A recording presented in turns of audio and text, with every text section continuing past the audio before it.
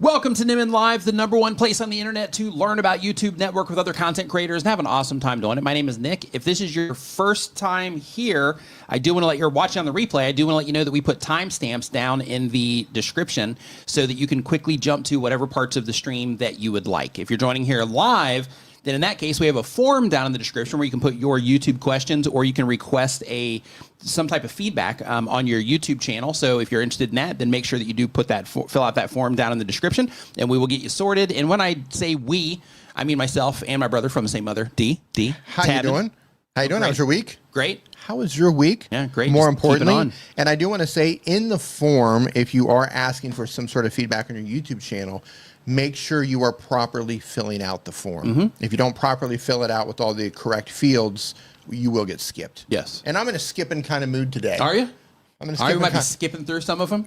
Yeah? Yeah. I'll just pull it up and you call it. Just be like, hey, skipping.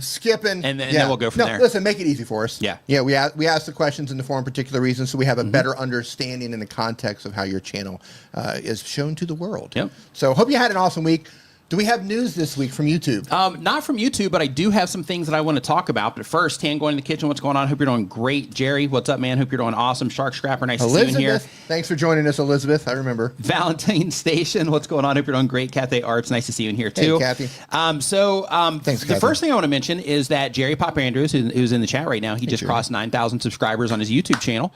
So let's give some love here to Jerry. Man, you know what? Congratulations to you for Hold on. that. When you say we got to give them some love, we need to make a give them some love song, but it needs to be. Well, I've got a clapping song already. No. Because I think it's the only time I've ever said give them some love. No. Yeah. It needs to be like some Barry White. We should probably finish the birthday song first. I think. Hold on. All right. But we can make that with AI. We could like go to Suno and type in like something like in the form of like Barry. People have gotten copyright strikes from Suno. Like Barry White or something. I like where this is going. But I'm just throwing all the red flags about it. Yeah. Where it's just like a slow boom, boom, boom, boom. Yeah. Some like 70s soul. Yeah, give them some love for their success. Yeah, it would. Anyway, just I had to get that out there and put it out to the universe. Yeah. Little success, Motown love style. Yeah, it's good. I love it. Yeah. There we go. All right. So, and really quick, Cathay Art says, D, she liked your meld video. So if anybody here is looking for a live streaming solution, there is a new live streaming tool. D, you want to tell them about it? And we're not sponsored by them. We have no relationship with them in any way, shape, or form. But D, do you want to let them know about it? Because he just published a video about it. So I just want to let you guys know. I will. So there's a new streaming. It's been around for, I don't know, a year maybe. It's called Meld. Some of you who are gamers may have come across it already. It's free. It's free. It's incredibly easy to use.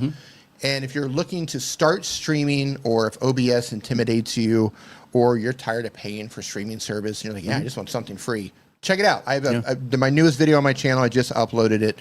It's stupidly easy. So can you multicast with it? You can multicast with it. Okay. So you can stream, we should switch to that here too. You can stream to different platforms. You can stream horizontally and vertically at the same time. You can record and stream at the same time. Nice. So you can even do like, hey, I want shorts, right? So you can say, I'm going to record or I'm going to stream horizontally to YouTube, but I'm going to record clips vertically so I can put them on TikTok or shorts later. Cool. It's crazy powerful. Cool. And it's free. Nice. And the cool thing about my video, I have an interview. Well, I put a video up where someone was interviewing the owner, because everybody was like, yeah, it's free now, but they're going to change it. According to one of the owners, everything that's free now is supposed to remain free. Nice. So in the future, they're trying to turn it into like an editor as well. That's going to be paid, but all the things right now is free. Nice. It's insane. Go check it out. Go watch my video. It's absolutely insane. I can't believe it's free. Yeah, super cool. Not sponsored. I'm just really excited about it. So a couple other quick updates for you before we get into the questions. And again, if you are just joining us, we have a form down in the description. If you are watching this on a platform that is not YouTube and you don't have access to the video description, you can go to nicknimmin.com/ask, and it will send you directly to that same form that we're going to be pulling the questions from. But a couple quick housekeeping things. The first is that for those of you that are content creators that are taking all this stuff seriously and you're trying to make something out of your YouTube channel, or you have something out of your channel and you're wanting to take it to the next level, Vid Summit which is a conference. It's the conference for YouTube content creators. It's happening in 2 months. It's happening in Dallas, Texas. So if you are wanting to level up what it is that you're doing and learn from the best creators on the platform, then you definitely want to make sure that you go to Vid Summit. But you can find out more about that at vidsummit.com. I've got a link to that down in the description as well. In addition to that, so for those of you that are using TubeSpanner, I do want to let you know this really quick as well. And I'm going to just go ahead and share the screen here. Here really we go. Quick, D, for everybody. The first screen share of the day. Make it count. Yep. Don't let me down. So TubeSpanner, as you know, a lot of you see us using these like doodlers and stuff, from time to time and all of that. I beg your pardon. And before, it was taking up a big part of the screen, and they were getting a lot of feedback on that, saying that it was just taking up too much space and all of that stuff. So now they have reduced the sizes of everything on all of this. You can hit a button here to turn that one off. You can hit the TubeSpanner button. You can't see this at the top of the screen because it's outside of the browser, but you can hit that up there to at the very top next to your address bar to turn that off as well. And the whole thing has been kind of minimized. And if you're not familiar with TubeSpanner, TubeSpanner is a workflow tool for content creators, has all kinds of helpful things in here. It has a browser extension, and it also has a website that you can check out, but it helps you make thumbnails, helps you upload more efficiently. It even helps you with things, and we used to actually tell people this before every stream started, but it also makes it really easy for you to take notes. So for example, if I'm watching this video, you can see here I can click on this notes option, and then as you're watching this live stream as an example, or another video on YouTube, then you can just say, whatever happened at this moment, and then it will lock that in, and then you keep watching the video, and you can just type into it, and it'll do it as you go. Timestamp, so you can reference a timestamp later. And when you come back, it's going to be there also. So like, for example, if you're taking notes on something, especially for some of the stuff that you're doing right now, if you're taking notes on something, you can take notes, and then you can come back, and then those notes are going to be there if you want to come back and reference that video. But it has all kinds of helpful things like that, but you can check that out for yourself if you're not using it already at tubespanner.com as well. Just you can check it out and see what you think. It's a really helpful workflow tool. Yeah, so Hymanus says, I want to record gameplay at 1080, 60 frames per second, and I want to upload it in original quality. You can do that. Mm-hmm. You can do that with Meld. One of the frame rate options is 60 frames per second, so you can definitely do that. Nice. It makes gaming look so much better. Yeah. So much better. Yeah. All right, so we're going to go ahead and get started with the questions. So again, if you have a question about anything it is you're doing on YouTube, or you want feedback on your YouTube channel, there's a form. It's completely free where you can add that stuff down to the description. And if you fill out that form, then we will get you into the queue here. As of right now, because I cleared the form right before we got started. So as of right now, we just have a few responses in there. Awesome. So if you have any questions or anything, now's the time to get them in there, and they will be answered on the stream today. Monique says, have a sloppy Joe's today. We talked about that last week. I haven't had, yeah. It's been years. It's probably been 25 years since I've had a sloppy Joe's. Yeah. Maybe. It's been a while. It's been a long time. Here. Yeah. And Exploring the Nug says, I'm curious about the future of VR videos on YouTube. What's cool, and you might know this already just because you're asking VR a lot, this, right? Yeah. Yeah, if you use VR already, you probably already know this, but there's some really cool experiences on YouTube in VR. So people have went to places in like Alaska, and they've set up like the 360 cams, like high quality 360 cams, like the Northern Lights and stuff. Do you have a favorite that you've come across where you just been like, no, whoa? Like they're all really cool. Like when you put on VR, it's just awesome anyway. Yeah. But they just have some really cool places that you can go to, and people have done some cool stuff too with like travel videos, to where they'll make travel videos, and it's like you're hanging out with them in the location. So it's all 3D cameras and everything, but they will be presenting, so you can look at them if you want, or you can look around and see like the environment that they're showcasing while they're talking about everything. It's really cool. Yeah. So yeah, in terms of the future of VR with YouTube, yeah, I mean, as long as people keep buying the VR glasses and all that stuff, and people, keep getting the 3D camera or 360 cameras, which are getting cheaper and cheaper and cheaper, I think that it'll continue to be a thing on YouTube.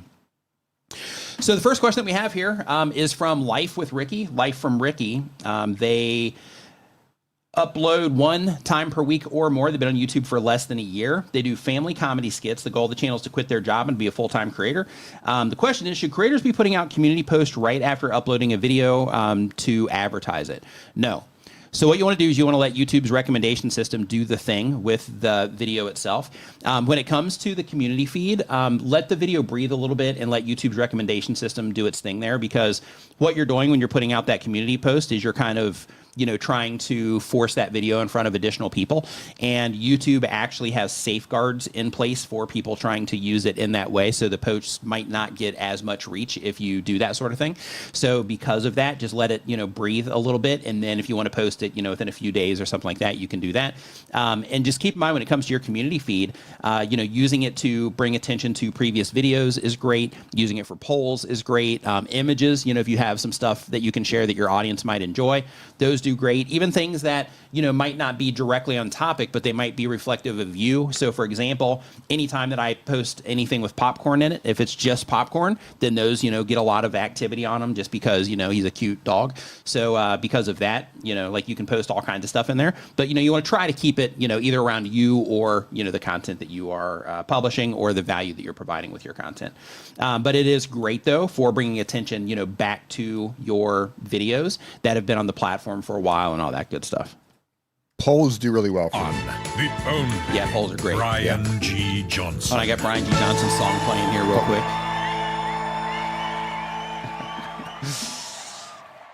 Because we got Brian G. Johnson in the house. Brian G. Johnson, if you do not know who he is, he's the author of Tube Ritual Volume 1.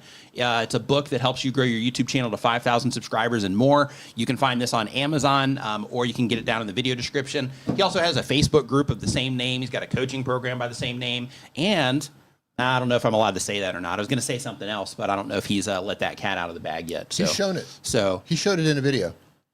the book? Oh.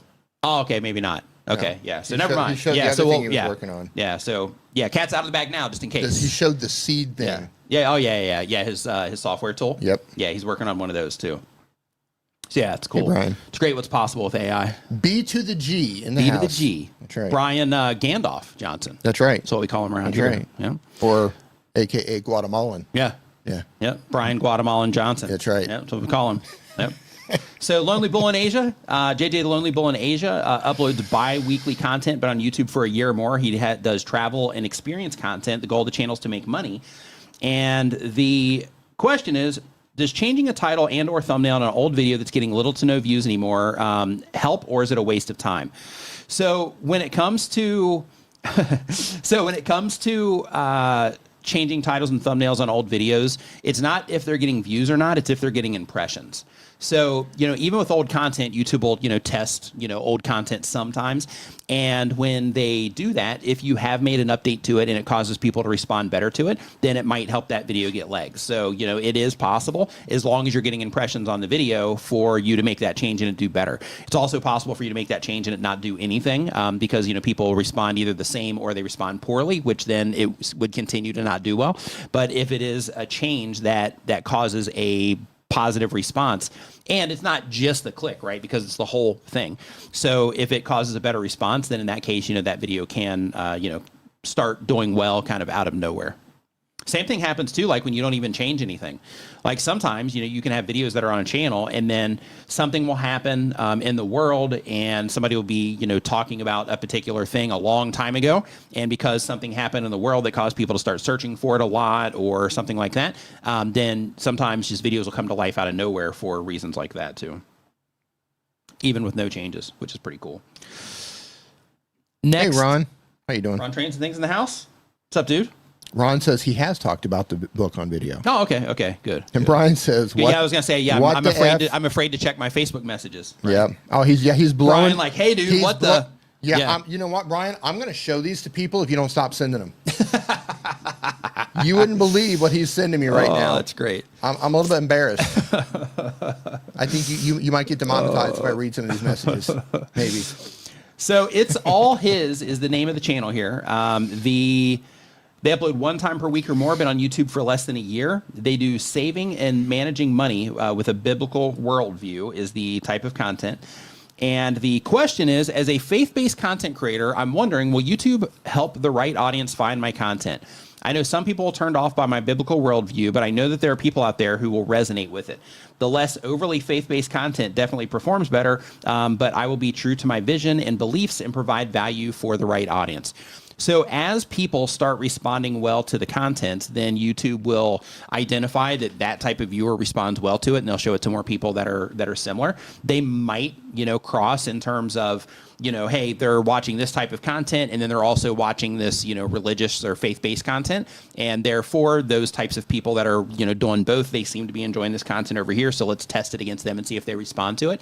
But the core thing is the thing that still matters the most in terms of, are you doing the right things that topically that will bring in the right people? Are you making the content easy to identify from the outside for the people that you are? Oh, okay. So you're talking about different stuff, but you just have it. You just have your faith mixed into it. So all of that type of thing is fine. Like what you're making, it doesn't look like from the outside that is like, based around religion or anything. So as long as I am. I'm still looking at the right channel. So with that, like you have here, like Amazon Prime Day video about how they don't care about your budget. Stop believing in money lies, helping people with money here, living debt free. So you're going to pull in the audience that's into that stuff. Now, as a part of that, when you do start mentioning your beliefs, some people like it's actually a really good thing. So what happens in that situation is you start kind of, no pun intended, but kind of parting the waters, right? So you have people on one side that are like, okay, not interested in this because I don't want to hear any of that. And then you have people on this side that are like, oh, great, somebody like me, right? So those types of things are really good for creating, just really strong communities around common beliefs and stuff. And when it comes to content, there's a lot of people that, believe in a lot of different things, and people that believe in similar things usually gravitate to the people that are, doing those types of things as well. Is he still sending you messages too? My phone is just blowing. Brian? Oh, the WTF are you doing messages? Brian, and he's laughing about it. He's taunting us in the chat. Yep, it's getting us. Brian. Yep. So next up on the list here, just a reminder, because I'm going through these really quick. So if you're just joining us, there's a forum down in the description where you can put your questions. And if not, we'll talk about other stuff, I guess, once we get there. Stands for about to get a restraining order. Oh, maybe. Maybe. Brian about to get a restraining order, Johnson. I think that's what it means. Oh, love it. We're going to look at channels today, too. I'm excited to pull up some channels. We took such a long break from looking at channels. It was kind of nice. Looking at a little bit refreshing. It's a little bit refreshing, and I like your new tools to pull them up and compare the thumbnails. Yeah, that's a really cool tool that he has. So if you want your thumbnails looked at, maybe compared to other successful thumbnails in your niche, head down to the forum and drop your channel in there as well. And really quick, JJ Lonely Bull in Asia says only 200 impressions in the last 45 days. So if you only got 200 impressions in the last 45 days, that's still 200 impressions, right? That's still 200 people that could have responded better to that video if it was packaged differently. So those types of things, can help you there. But the thing that's really important to consider when it comes to changing your thumbnails and titles, like your question was, is that it's also important to look at the video content too. So, if you go into video content, you're like, yeah, I made some mistakes in here. And when people enter the video, they just don't respond well to it. Then in that particular case, it's probably not going to do, it's not going to do you much good to change the packaging of that video if the video isn't good, unless you believe, based on the current packaging, that you've set up the wrong expectation for that video. In that case, you can say, okay, well, based on the content, maybe people are leaving because, the way that I set this up wasn't really accurate based on what it is that I deliver in the video. Therefore, let me make this change and see if that's more in alignment, and see if people will respond better, to it now. That's one of the things that YouTube actually defaults to in their thumbnail testing tool, is they're mixing the click-through rate with the time that they're actually watching the video so that they can create that entire experience for people, because just because people click on it more doesn't mean people are enjoying it more. So they're kind of, mixing the two to give you a report on essentially which one is meeting the viewer's expectations, is what that comes down to, which is good. Hey, Charlie. Thanks for joining us. Hope you're doing well. What's up, Charlie? DIY Evil Genius says they loved your streaming video that you dropped yesterday, D, also, and they hope that you go deeper with that software. Yeah, so my next video, for my next trick, I think that... What do you got, rabbits, birds? Yeah, I'm going to pull rabbits out of Meld. All right. Yeah, for the next video, I think, depending on how this video does, it's off to a slow start, so we'll see. I might show how to work around and bring a guest onto there. Because currently they don't have the ability to add a guest like StreamYard has.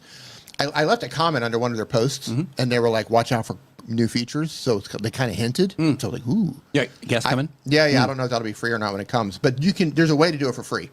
So I might do a quick video on that. So exciting. Yeah, it's good. Yeah, good stuff. So the Black Report is the next channel here. They upload 1 time per week or more. They have a podcast and video on UFOs, ghosts, cryptids, and all paranormal things. That's cool. The goal of the channel is to make money. And the question is there a way to change the name of a section on your homepage? One is titled Past Live Streams, and I feel it says past. Most people won't click on it. Thanks for your time. So I think it's pretty universal that, people do know that, like, if they're watching something on the replay, that, that it is the replay. However, if you do want to change that, you can make a custom playlist. So when you make a custom playlist, all you have to do is, if you go to your YouTube channel, there's going to be a plus, the same thing that you hit to create up in the top right-hand side of the screen. If you click that, then you have, or I'm sorry about that. You go into your YouTube studio, and then inside of your YouTube studio, under content, then you can create the playlist there. But the idea is once you set up that custom playlist, then you would remove, I'm going to the community customization. Basically what you would do is you go into customization, and then you go into the home tab, and then there you would remove the playlist that says the live stuff, and then you would add the custom playlist.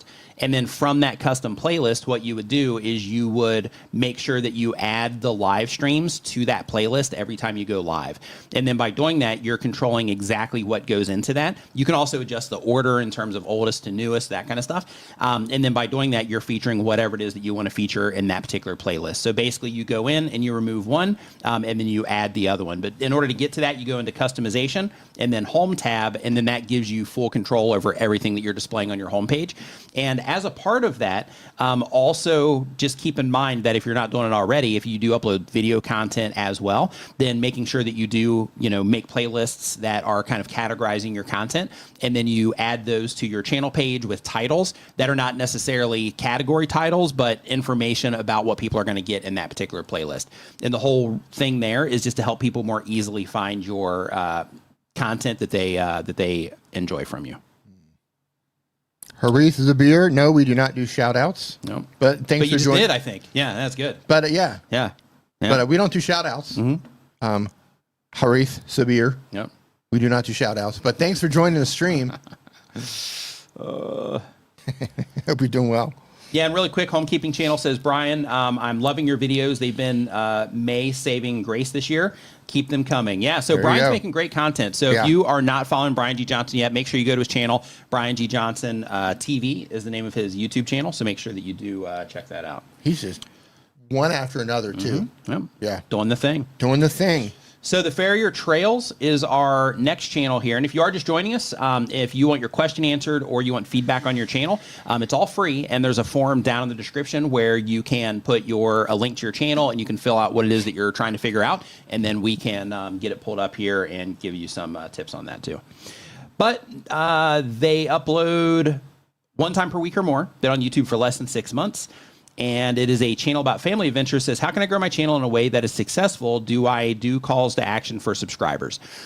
So calls to action for subscribers and any type of engagement can be effective. But the first thing that you should be focusing on is learning how to make content that people enjoy. So you might be doing that already. But when it comes to, hold on, let me just look here and see if you wanted me to check out the channel or... Hold on, did I remove that? Hold on. Delete? No way. Did you take that out? Hold on, channel name. Oh, yeah. Okay, there we go. Okay, got it. Okay. So yeah, so we'll pull this up here. Okay. So here we go. First, what are we looking at on the channel? Did they request anything specific? So they're just wanting to know like what they should do to grow the channel. Okay. So the very first thing that I do want to bring to your attention is, yes, without question, calls to action work in everything. It works in face-to-face sales. It works in online sales of every kind, e-commerce, everything. It also works in content. When you invite people to do things, then it brings it to their awareness to do those things, because sometimes people are just enjoying the content and they're not thinking about like, oh yeah, I got to make sure I subscribe. Fortunately, the way YouTube YouTube system works. You know, if somebody's enjoying your content, they'll continue to recommend it to them until they don't. But asking for those things so that you can get to the partner program and, you know, all the perks that come as you go along, you know, that can definitely accelerate things. However, you have to do the most important thing first, which is learn how to make topics about things that people enjoy, which right here, you know, looks like you're doing, you know, some of that, just people aren't responding, you know, well yet. So because of that, you got to learn how to package this stuff better. You have to learn how to put the videos together in a way that people enjoy as well. So right now you don't have a lot of data on the channel. So the one thing that I would recommend that you do with your videos is that you go and you pull up your videos next to other vlog family adventure channels that do similar content and that are successful in your niche. And then by doing that, what you're going to do is you're going to, and you have this other channel here that if I pull them up, we'll just take a quick look at them too. Is this a competition channel? Yeah, well, this one's got like 16 million subscribers on it, Okay. so it's a big one. Relatively small channel, Right. A little bit of experience. Yeah, but like you know, a few things. It's not showing, by the way. Yeah, no. Oh, okay. I'm just getting it all kind of set up here. Prepping it. Mm-hmm. You're loading her up. Yep. All right. Yeah, so a few things that I would do is one, compare your thumbnails next to them and right out of the gate. So we're looking at yours right now, and you can see that on this one you've got some text, this one you've got text, here you've got text, you got text on all of these thumbnails. Here you're showing the waterfall, which is great, but you know you have you down here in this bottom corner, which is also okay. But if we switch it over to here, he's not using any text, right? He's like, you know, one of the biggest channels in your space for outdoor stuff. I wouldn't say he's in perfect alignment because it looks like he's doing all this. Yeah, he does it by himself. Yeah, well, he's got some people in here. Yeah, he's got some people in this one. But it's mostly him, though. He just goes out there and puts himself in these. Oh, do you watch this channel? Oh, yeah. Oh, okay. Yeah, as soon as you pulled it up. Yeah. Okay. Yeah, so, you know, one, for this, when you're doing these types of comparisons, you want to do it with channels that are as closely, you know, aligned with yours as possible. But just a quick thing that I want to bring to your attention is here, he's focused really hard on the imagery. And if you look at how he's actually putting his thumbnails together, like everything looks nice, it's bright, vibrant, you can easily see everything. There's no text to distract you from anything. Plus, like what he's doing is pretty incredible, right? Like here, like camping in the Arctic Circle with no tent.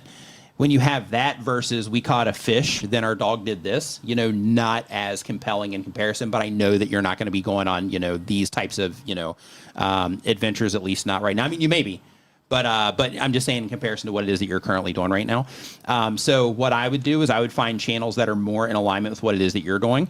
And then I would do basically what I'm doing right now, which is look at their channel, see what they're doing with their thumbnails, their titles, how they're making everything, you know, compelling here. Oh, the goodbye video. This is the guy that stopped doing it because he was getting, his family's getting all this attention and stuff, right? Yeah. Okay. Yeah. I know who this is.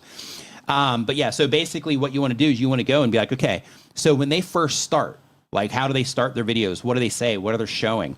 Like, what exactly are they doing? When they're writing their titles, how are they structuring their titles? Are they adding any additional things to their titles, right? Look at all of that.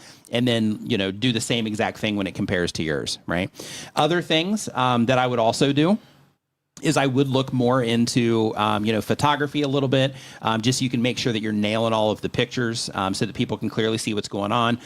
If you are going to be leaning heavily on the photos, I would also look into content about like processing the photos. Because like for this one, for example, like I can see, I'm guessing this is your wife and kids in here. You're still showing the large channel, Outdoor Boys. Oh, thank you. Yeah, right here, you know, we have her and we have the kids, and those are standing out. And it looks like this is about the train ride, but here there's no, you know, there's nothing that's symbolic of the train ride itself. And she's really dark, and then the outside is blown out. So, you know, learning the photography side is going to help you be able to align better with being able to grab people's, you know, attention there. And in addition to that, it'll help you be able to fix, you know, some of these things. Some of it you can do in post in like Lightroom or Snapseed if you're doing it on your phone. But just learning those types of things is also going to be helpful for you. This video right up here, it's son 1, dad 0. Son tried teaching me to fish, then it got competitive. Like that one's really standing out against all the other videos in terms of the response from the audience. Yeah. I think that's interesting. At a glance here, like when I mean, because you're new to this, so you have a lot of skills to learn. We've all been in the exact same place that you are right now trying to figure this out. Yeah. I would just say you need to, like the other channel, Outdoor Boys, he's built this up over years. So, you know, he's built a fan base who's getting these massive views. But to build up your channel, to get that momentum going, you have to give me a reason to watch. You have to learn, and this is a skill that you have to learn, and we all still struggle with it with every video that we make. You have to learn how to package your video, your thumbnail, your title, the general topic in a way that when it's presented to somebody quickly, very quickly, they go, yeah, I want to watch that. You know, maybe you're piquing their curiosity. That looks interesting. Right, it looks interesting. You know, like your son taught you how to fish. Like, that's interesting. Some of these other things on here, they don't really, like, what's in it for me? Right? You have to make it to where I want to watch because I think it's interesting, because you piqued my curiosity. Maybe something just looks incredible scenery that you're standing behind. But I want to second what Nick said about learning about photography. Learn how to frame things with the camera, video camera, and the photo camera, so that it presents things in a, like if you're outside in front of a waterfall, frame it to where that waterfall is predominantly in the back. Like, I don't want to see, you know, you're talking about a waterfall, but most of this, the thing behind you is a stream. Show the waterfall. You know, learn how to get in there and get the right angles. And again, these are things that you're going to learn along the way to how to get the right shots, but those are things you need to be aware of as you're making this content.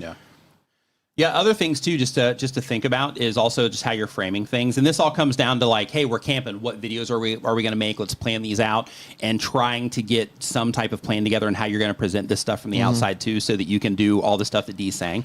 But even little details like this, right? Like 2 days in the woods with my son, our first real adventure. Like, you know, that might be super interesting to, like, family members and, you know, like that kind of stuff. But changing this around to something like, you know, what I learned from spending 2 days in the woods for my son, that kind of positions the whole thing differently, to where if you're a parent, then, you know, maybe you might get some, you know, like, clear value out of that particular video, those types of things. So doing that type of thing can be helpful as well. Yeah, one more thing before we move on here. I would love to see you test over, I don't know, several videos. And again, you're just getting started, so at this stage, you're kind of throwing stuff up against the wall to see what's going to work. I would love to see you test a series where you take your son, and again, packaging. You're going to think about how to package it to make it look like I cared, or why I would care. But I would love to see you go out into the wilderness and frame it around teaching your son a lesson. Like, you're a father, you're an outdoorsman, and you're teaching your son how to do this. Teaching my son how to scale his first fish, or how to, what do they call it? Right? Teaching my son how to hunt, whatever it is, teaching my son how to build a fire. So, and again, I'm just kind of spitballing this, but number one, other fathers might watch this to say, oh, how is he teaching his son how to start a fire? Right? Teaching your son how to pitch a tent. Like, I think that could be an entire series, because it would be like you spending time with your son, but it could also be other fathers learning how you're teaching. There's, you know, other fagers learning how, you know, how you're teaching your son how to do things. And you might actually get people arguing in the comments like, no, you're building the fire wrong. There's always those people out there. But anyway, that's just something I'd love to see you test through a series of videos. I think it'd be interesting. Yeah, so, like, you know, like you're just getting started with all this, and really, like, you've broken 100, you know, subscribers already in your first 30 videos. So, you know, so you're off to a good start. Like, a lot of people don't even make it that far when they start YouTube channels. So, you know, like, it, like, from now, it's going to come down to learning, you know, all the things that, you know, that we just talked about, and then just learning what it is that people are wanting from you. But the best thing you can do right now is find channels. Like, don't compare yourself to that channel that you sent, because he's doing stuff that is completely different.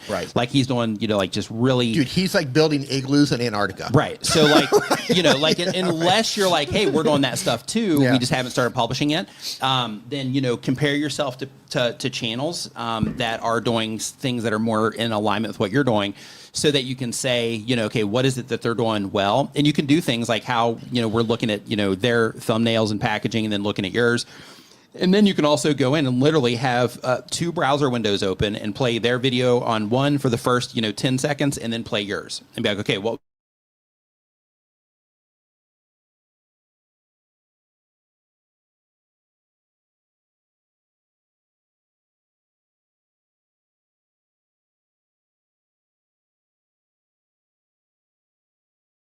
Did we just? Did we? Nope. Yeah, I just froze. Oh no, we're good. We're good. We're back. All right. That was close to you. I thought we were down for a second again. Yeah. It did on my end. It went down for a bit. How weird. Right. So I think we're back now. So next up, we have, let's go in here. Okay, we just did the Furrier Trails, right? I think that's the one we just did. Let me confirm. Yeah.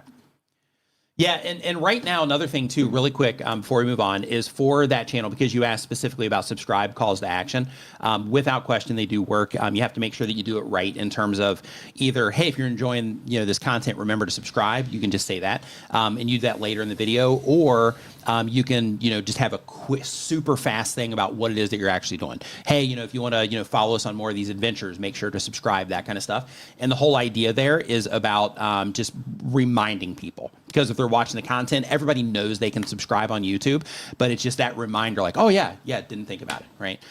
So that's why calls to action are effective. However, focus everything right now. Don't worry about any of that stuff right now. Instead, focus on like, okay, topically, how can we nail this? How can we get better at the thumbnails? How can we, frame the videos better from the outside? How can we plan these a little bit better before we go on these adventures so that we can know the videos that might come out of it and make those, videos specifically? And then as your channel gets more activity, like that one that Dee pointed out with almost 1,000 views on it, go into that video and look in your audience retention reports. And because you're new, I'm not sure if you know this, but every video on YouTube, it has a graph for it that will show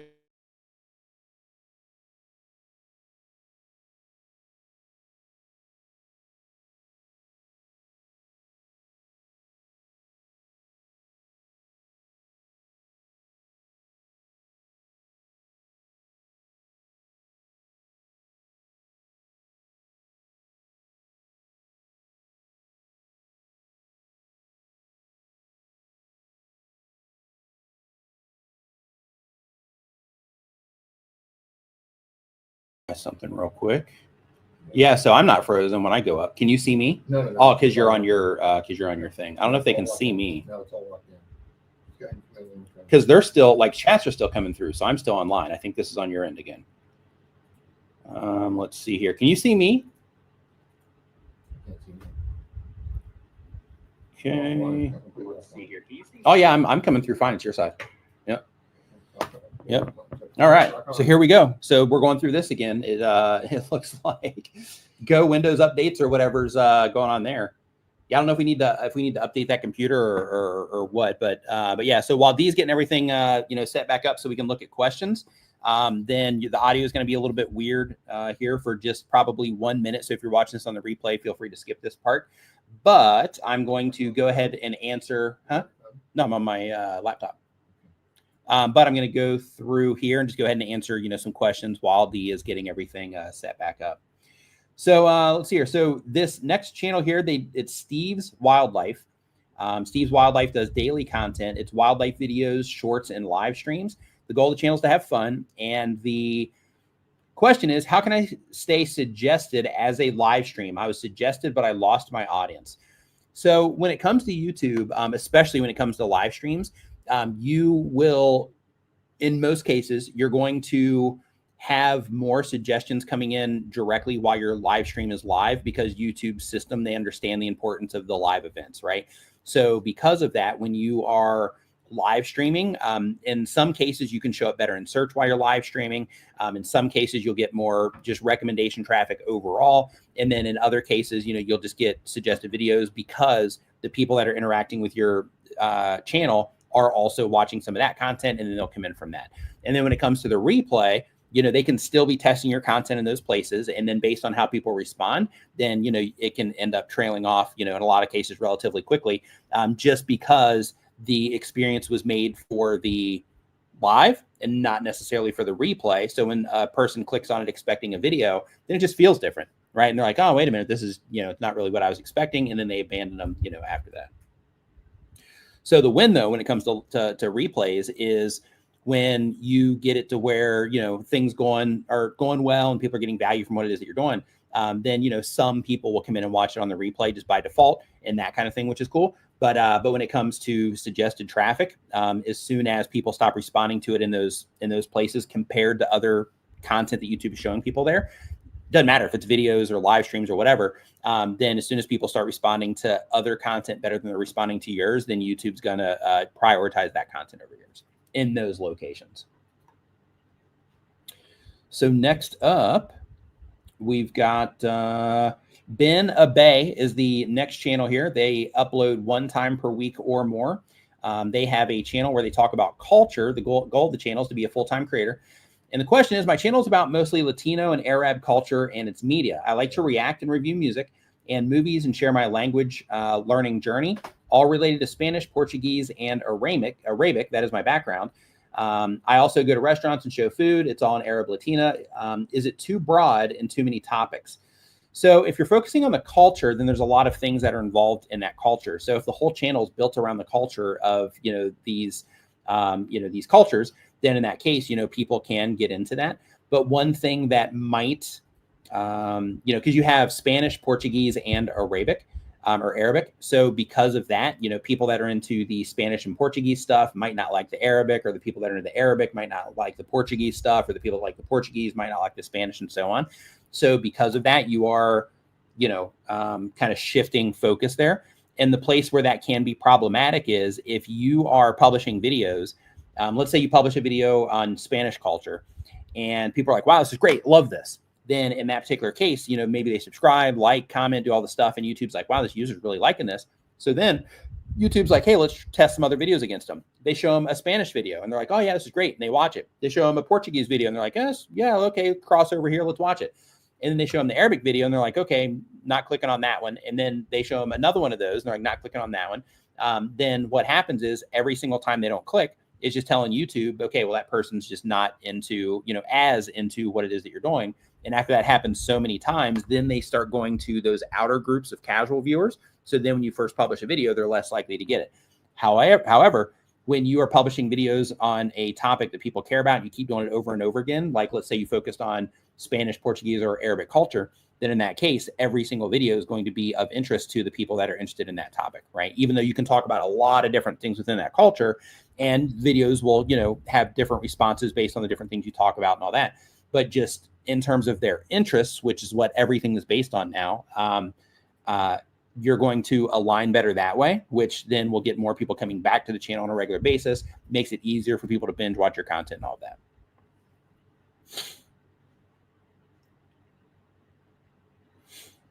Jadel Rocks, what's up? Hope you are doing great. Says swinging by to say hi. Hey, what's happening? Hope you're doing awesome.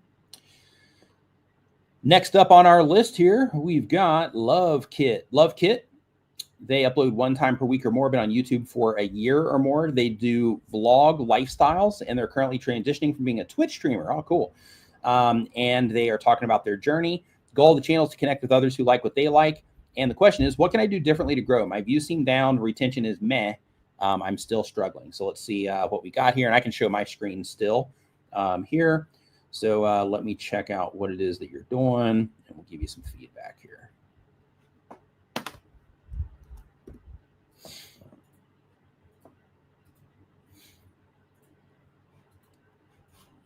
Okay, let's go and share your channel. So it's going to be a little bit weird because of the screen here, but we still got it. Okay, yeah, this is actually kind of smooth.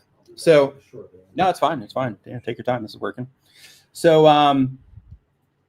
okay, so looking at Love Kit here, real life, real moments, vlogging, motherhood, and Twitch streamer. So since you're on YouTube, a couple things to think about is the whole rant that I just went through on the channel that was mixing the Spanish and Portuguese and Arabic stuff. Like it's okay to have different pillars of content in your channel, but you want to make sure that everything is still targeted towards a particular, audience that's interested in very specific things. So one thing that could work against you on yours is that if you are, like if your vlogging is about motherhood and the things involved with all that, then then it's okay. But if you're vlogging about all kinds of different stuff, which here you have like why quit streaming. So streamers, might respond well to that, people that are into Twitch and all that. And then you have here creating a new life, crafting, building my future, new mindset. With that one, people that are into you, would like that video. So I think, those types of things are okay.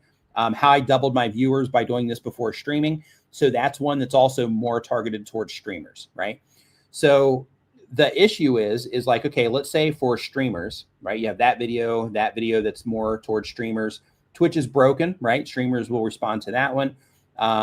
It couldn't have been easy. This one's pretty vague. So because of that, I would definitely add clarity here. My parents' style or my parenting style as a streamer. Okay, that's towards streamers too. And then here we conquered our vlogging fears together. So with this one, I guess IRL people could do it. Maybe content creators, you know, in general could do it. So I think that still aligns.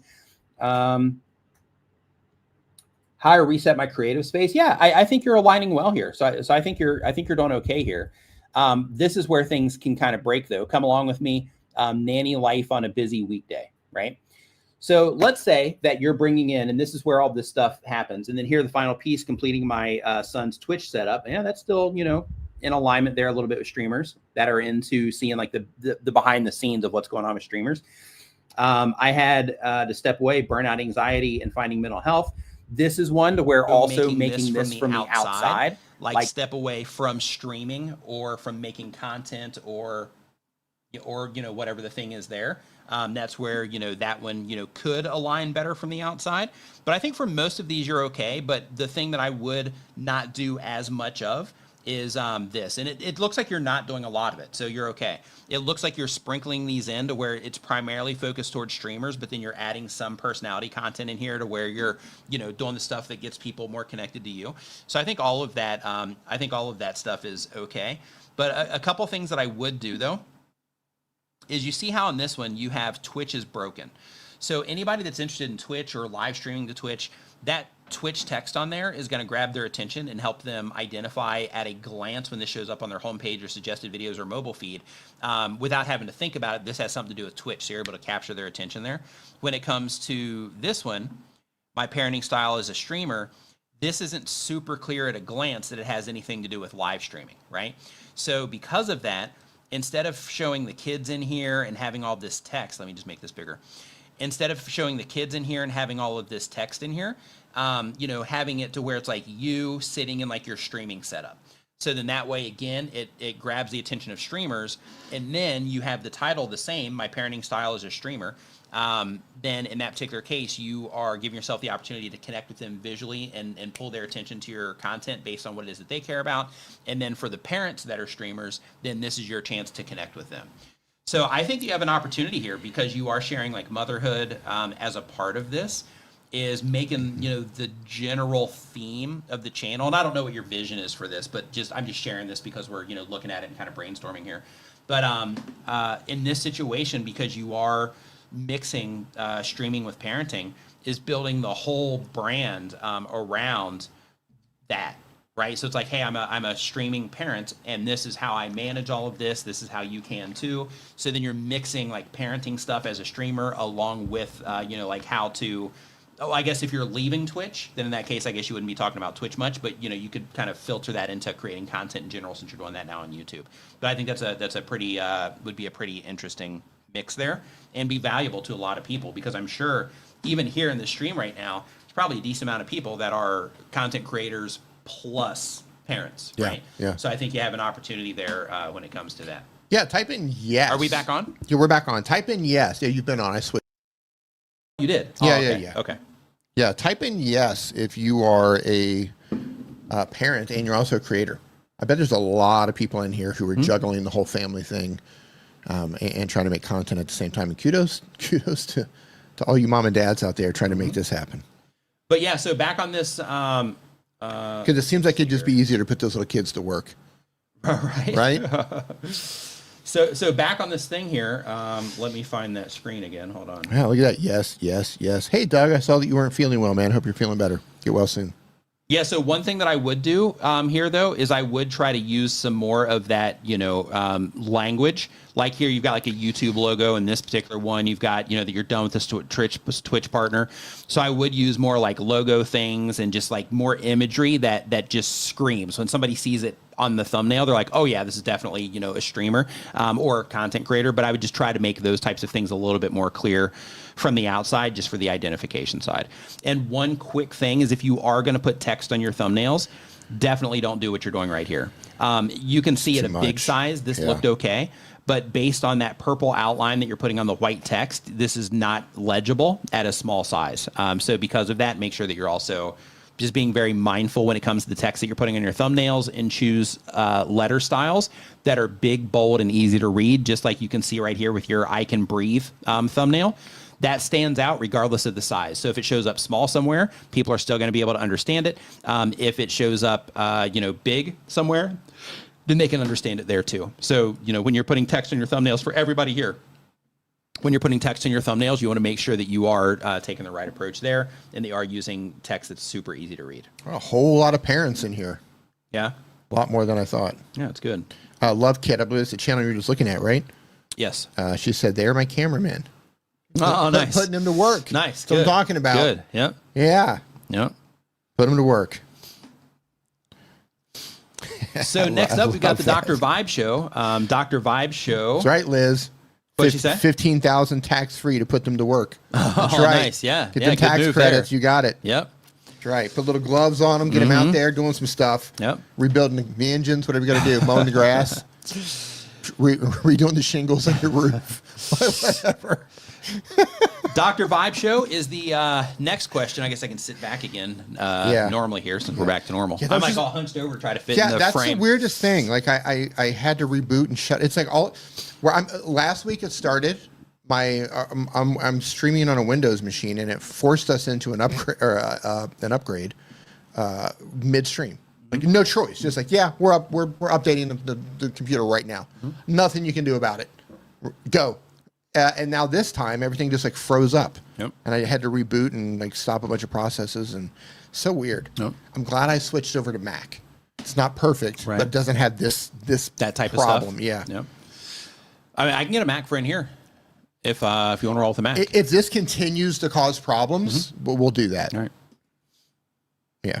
So the Dr. Vibe Show, and even with that, like if we get a Mac, I'll do another MacBook Pro like this one, and then I can take them home, and then I can set up like stream stuff on there and like all that stuff too. Like if we start switching over to Meld and all of that, then I can experiment with setting up scenes and stuff too. Yeah, we'll see. Dr. Vibe Show, they want a question answered, been on YouTube, or publishes one time per week or more. They do interviews and information for Black people. The goal of the channel is to make money, and the question is, appreciate you and D for all that you do. Is it a good idea to add text to thumbnails? If it is, what are the best practices? So this is something that's really important to experiment with. It's a fantastic question. So this is a really good one to experiment with, because when it comes to text on thumbnails, sometimes people respond better with text on thumbnails than not, and then sometimes they respond better to just the raw imagery with no text at all. So YouTube has, and I know this is extra work, but because YouTube has the feature to test your thumbnails with every video that you upload, you can upload 3 different thumbnails.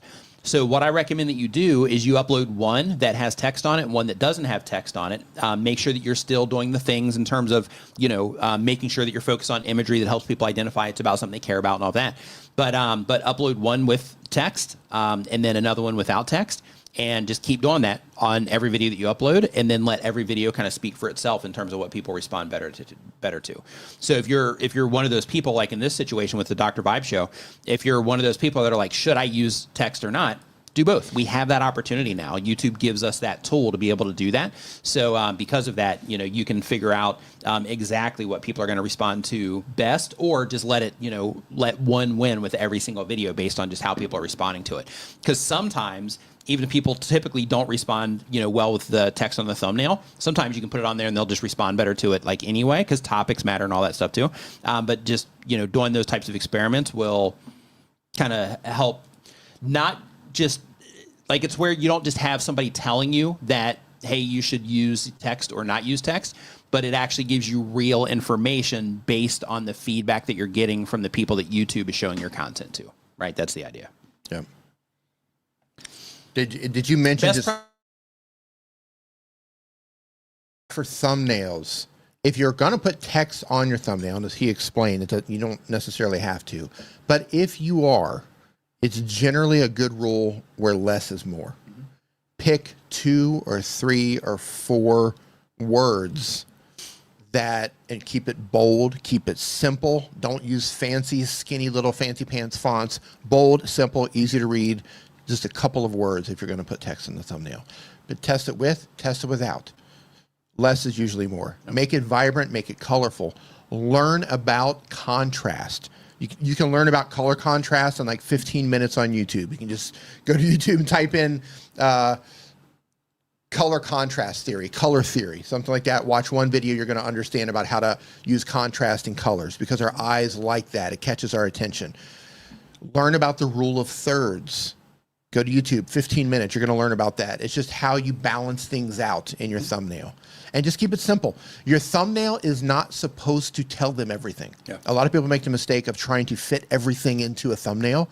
That's not the point of a thumbnail. The thumbnail is to get their attention. That's going to be the first thing they see. They're going to see your thumbnail generally before they see your title. So your thumbnail is generally going to get their attention, and then the thumbnail title package is probably what's going to get them to click. So keep it simple, keep it focused, and think about how you can get an emotional reaction. Can you trigger an emotion? Can you pique their curiosity? Can you make them wonder, oh, I wonder what happens? Or yes, that's exactly what I'm looking for, right? Just think about how you can create a single image or put something really simple in the thumbnail so the viewer instantly knows without having to think about it that they want to click and watch that video. Those are kind of best practices with thumbnails. Yeah. Keep it colorful, keep it vibrant, keep it good contrast. If you're putting text, keep it simple, bold, easy to read fonts. Yep. And don't overdo it. I think that's the biggest thing. That's one thing I was going to say is you don't want to overdo it. Like, yeah, keep it simple. Yeah, try to keep it simple. Like a lot of people will do things where they'll put like subscribe buttons. Yeah, you don't need all that stuff. Other little photos in there and like things like that just to try to fill space. Yeah. So when it comes to a thumbnail, the goal isn't to necessarily like just fill all the space with stuff. The goal is to help people be able to easily identify that it's something that they might care about. Yeah. Or something they find interesting or, something like that. Yeah. Look at the channels that are succeeding in your niche. Thumbnails. Look for the patterns. Oh, these are really simple. These are simple thumbnails. They don't put text at all, or the text is really simple. Look at the words that they use.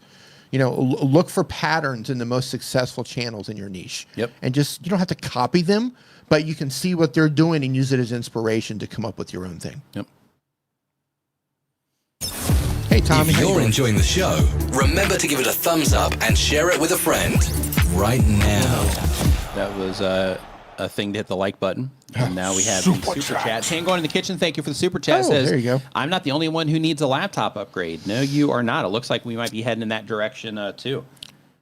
It could just be this. Give us a reason to get another Mac, right? Put another PC in the graveyard. And pick up another Mac. This machine right here is the last of the Mohicans.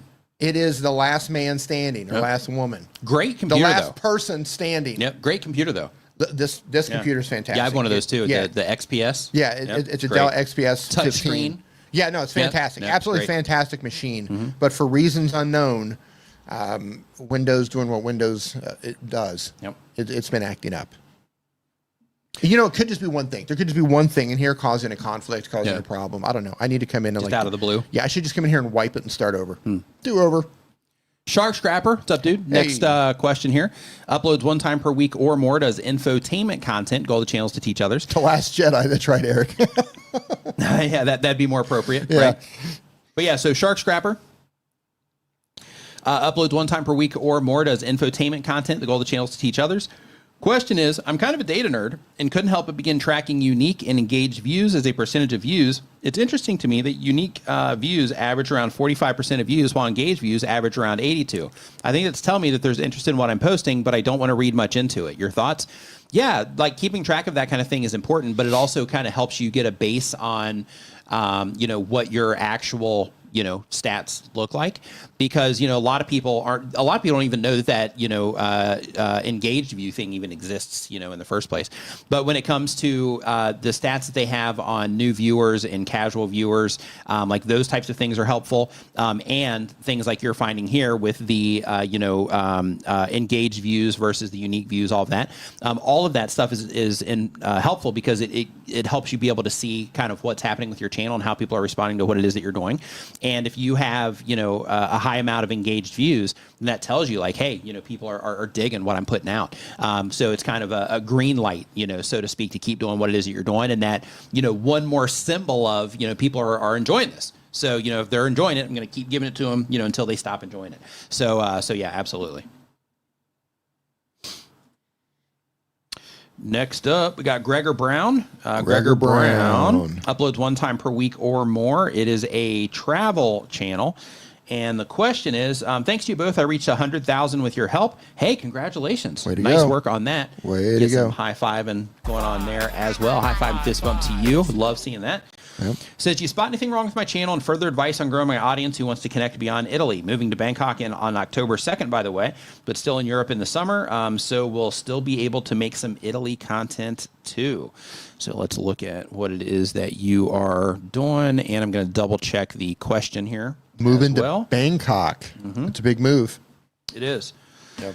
Yeah, just looking for further advice on growing our audience who wants to connect beyond Italy. Yeah, so what's probably going to happen to your channel, and it looks like my buddy Patty Doyle is one of the channels here that you put in the list as well for the comparison, which is cool. Oh, that's weird. His hashtag or his @ didn't work. Here, let me just do a straight. You know, YouTube has here. not recommended a Patty Doyle video to me in a really long time. Yeah, he makes great content. I love his content. Yeah. So let's go to Patty's. All right. So so the first thing that I just want to mention is that when it comes to your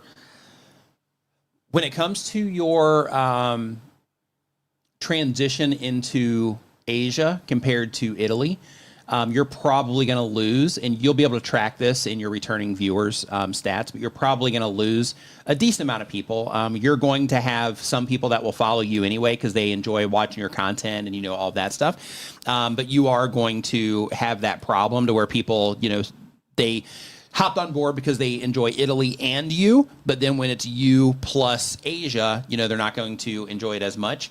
However, you are giving yourself the opportunity to, you know, tap into like a whole different group of people that are interested in, you know, additional things.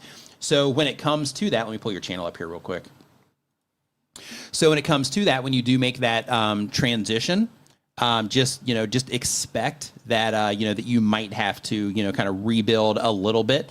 Or you might take a substantial hit because that happens as well. So like when you start talking about other places, and the channel that you gave as an example is Patty Doyle, and he ran into a similar thing to where he covered Thailand for such a long time, and then when he would go to some other places, you know, some of that content they just wouldn't respond to as well, and then, you know, when he makes content back on Thailand again, people respond to it.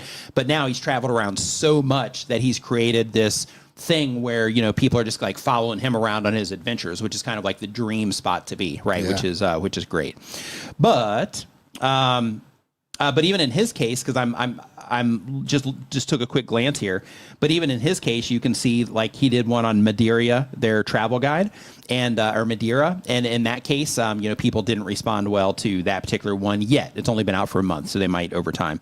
In comparison to like his Bangkok content, where people, you know, responded, you know, way better to that, as well as his, you know, Chiang Mai videos and all that stuff. But back on your stuff. So a couple of things. Let's just take a quick look.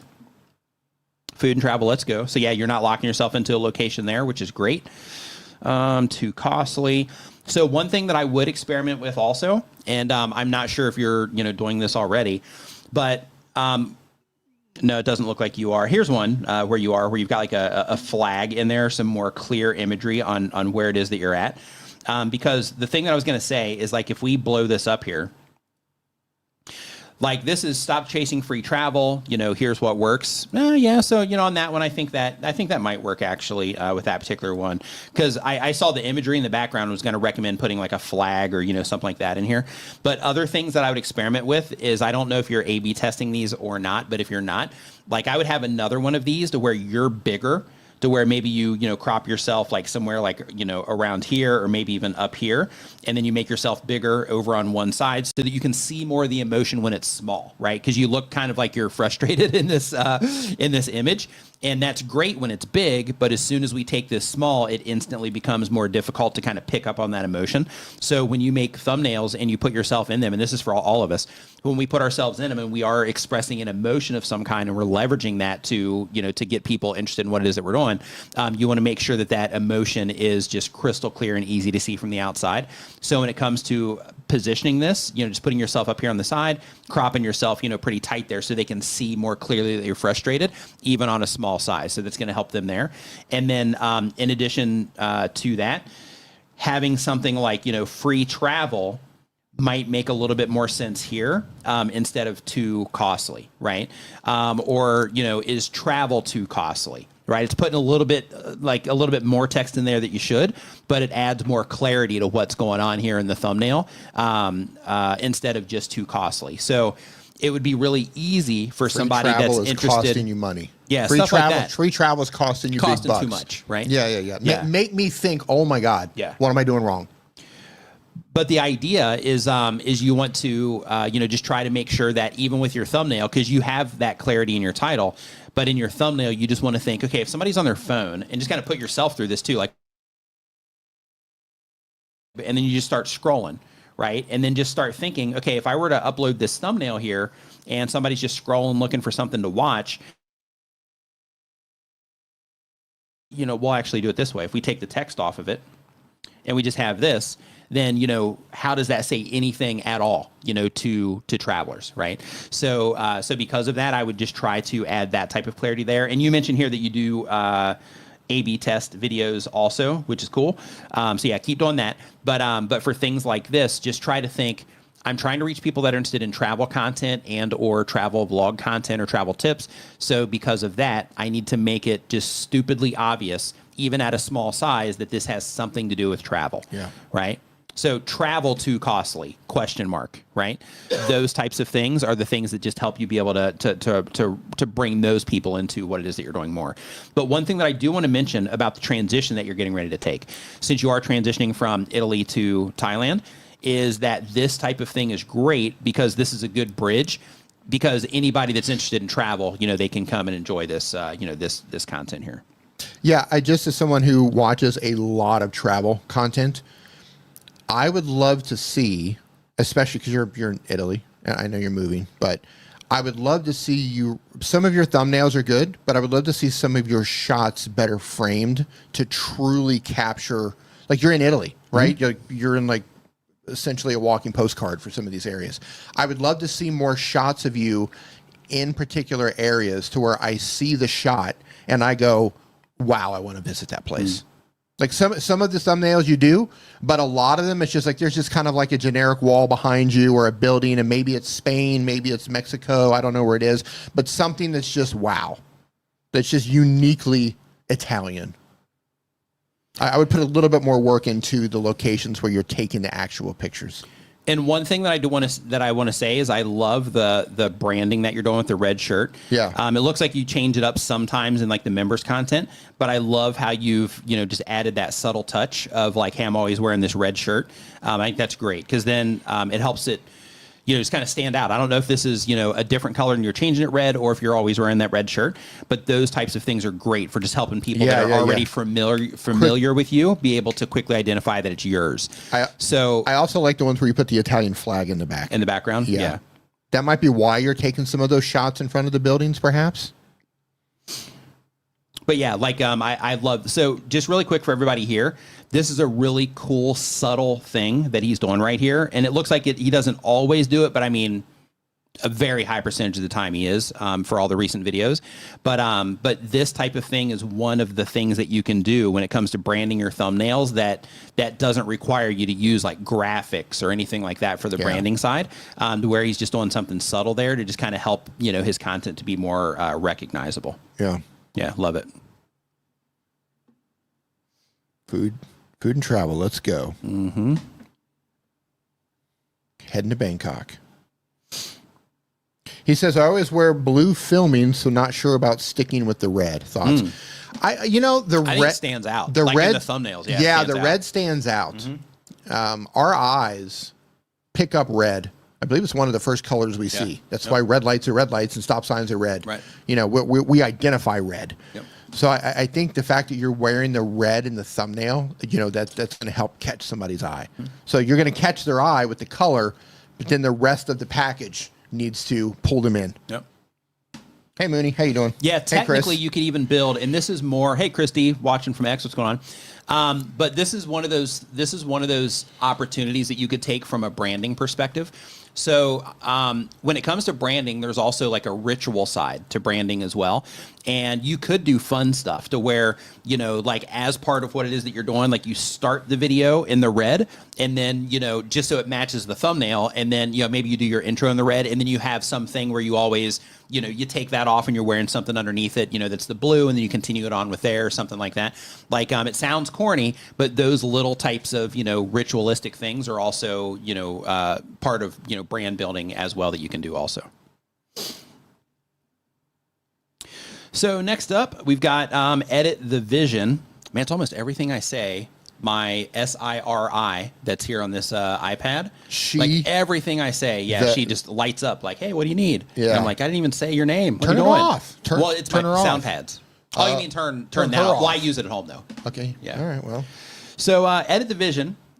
So don't complain about it, right? That's right. what you're getting at. Yeah. So Edit the Vision uploads when they have time. They've been on YouTube for I know a what year to tell more. you, man. The type of channel is making cinematic-ish videos and editing with your phone, specifically the InShot app. And the question is, I saw a video that D made about hooks on shorts. I want to do some of the tutorials in short form, but the hook I struggle with. Can you both give me ideas to start hooks? I feel like this can potentially help with my other channels. Cathay Fit and Cathay Arts too. D, because she's using you as an example here for your shorts. I don't even remember the short. I don't remember the short. I don't remember the short. What do you recommend for hooks when it comes to listen? Here's the what approach. Here's what I can tell you. If you're doing it for short form content, you have a split second to get their attention because people are just on their phone doing this. They're just scrolling and doing this. You have a split second, so you need to say something or show something that's going to immediately, without having to think about it, without having to like stick around to wait, just immediately engage that viewer. Something that you say, something you're going to show. Again, it's just like a thumbnail. Pique their curiosity, make them wonder what's going to happen next, or make them say, oh, I'm interested in this. Oh, she's doing the thing that I like to do, right? It evokes some emotion, whatever it is.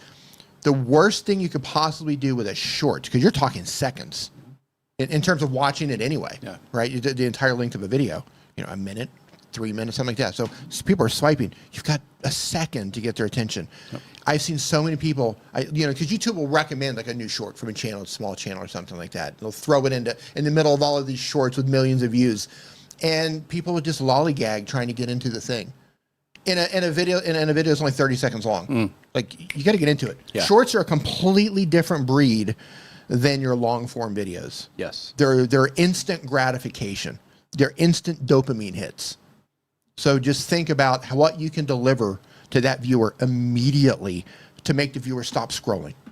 Say it, show it, give them some sort of value, make them laugh, make them curious, make them angry, make them happy they found you, whatever it is. Yeah, you can also just simply tell them, because you're doing editing tutorials, just simply tell them what you're going to show them. Oh, it's editing tutorials. Yeah, I think that's what it sounds like, because they're doing them with InShot, they said.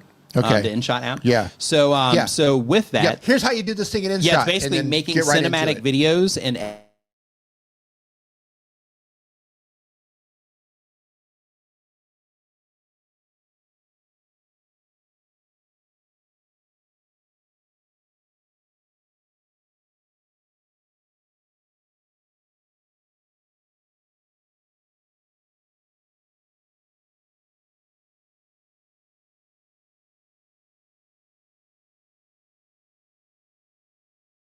There we go. Looks like we are having some issues there again. So while those are being worked on. So because you know who Daniel Batal is, Cathay Arts, doing for what he does with DaVinci, if you're showing people how to use that that app, would be a great solution, because, you know, it's a proven thing that is working well for him. But one thing that I wouldn't do is, I mean, you can, but when you are mixing them up. We're back. But when you're mixing them up and you have, you know, like.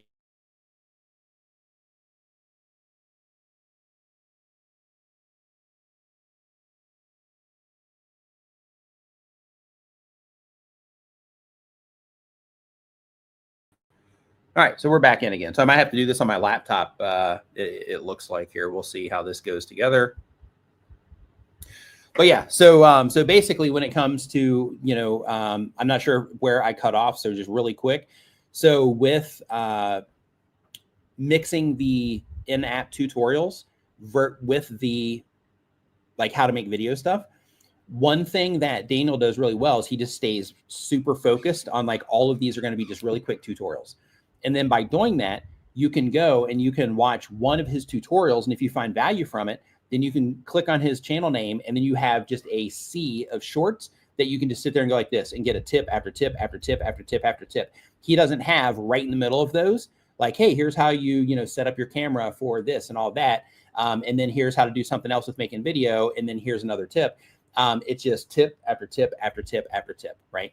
So, so those types of things are things that you want to think about as well in terms of just making sure that every short is something that people can easily consume.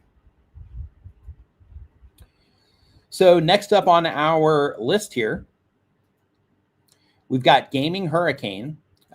They do daily content. It's gaming content. And the question is, essentially, I'm wondering what I can do to make better videos with the resources that I have available. I don't have access to a PC and I don't have access to any special editing software right now. I only have access to free base versions of certain editing apps.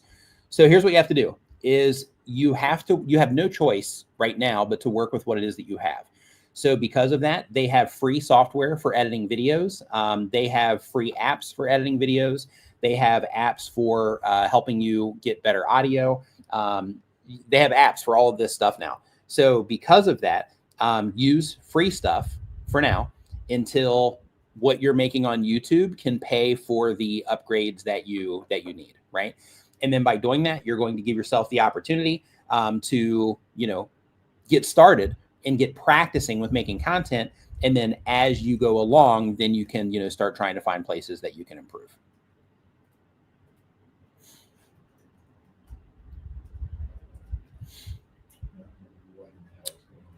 Next up, we got Breathing Dreams Brittany. They upload 1 time per week or more. They do travel and hotel reviews. The goal of the channel is to quit their job and be a full-time creator. The question is, should I start a different kind of channel or just give up on making videos completely? Clearly, the internet hates me. So you say you've been making video a week for 3 years. So I'm going to pull up your channel here really quick. And we're going to see what you have going on. Science-Based Fitness, what's going on, man? Hope you're doing great. So Breathing Dreams. Okay, so you do unique stays, boutique hotels, and staycations is what your value proposition is. Let me pull this up on screen here really quick.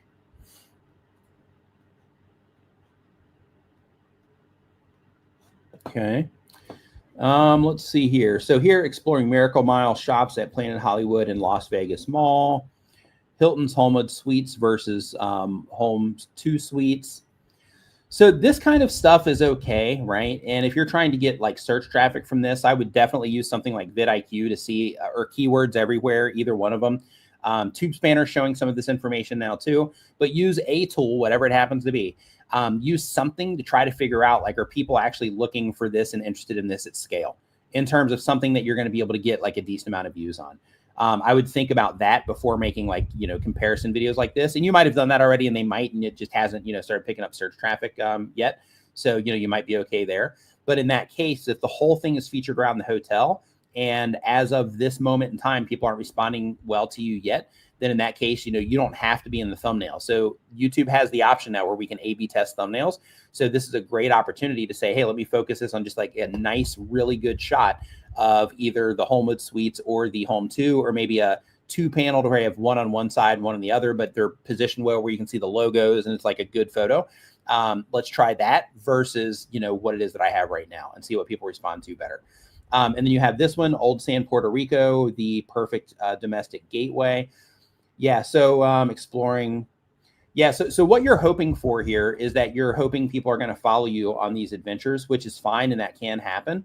But the downside is it looks like you're doing like hotel reviews a little bit. And then here you're hopping from like Florida. And then here you're at like Planet Hollywood and the Las Vegas Mall. So, things like that too, right? Thinking about, okay, is there going to be a ton of people that are going to be interested in, like exploring shops at Planet Hollywood? And then a downside of this is here in the hover, I can see that you guys are just sitting there talking.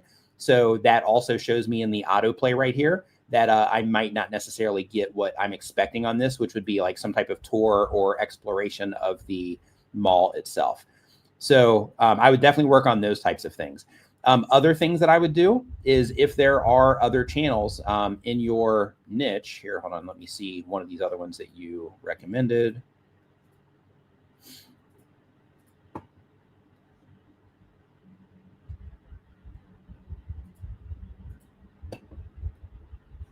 Okay, so just a couple of things really quick that I just want to bring to your attention is if we look at your channel right here, okay, we look at your thumbnail. Let me, I'm just going to pick a random one here that might be somewhere in alignment with what it is that you're doing. Okay, so this is Las Vegas. So we are going to pick his thumbnail here, and then I'm going to go back here to yours. I might have to refresh the page. No, that didn't work, so I'll have to do it another way. Maybe, we'll see. But here we'll just go to this one because this is also a Planet Hollywood in Las Vegas. Oh yeah, okay, so it does it differently. Let's see here. So let me grab Walk With Me, Tim. Since we have that saved there, let me put it into search. Go here. And we're going to go to his videos. And then we're going to go to this one where it's in Las Vegas also. Okay.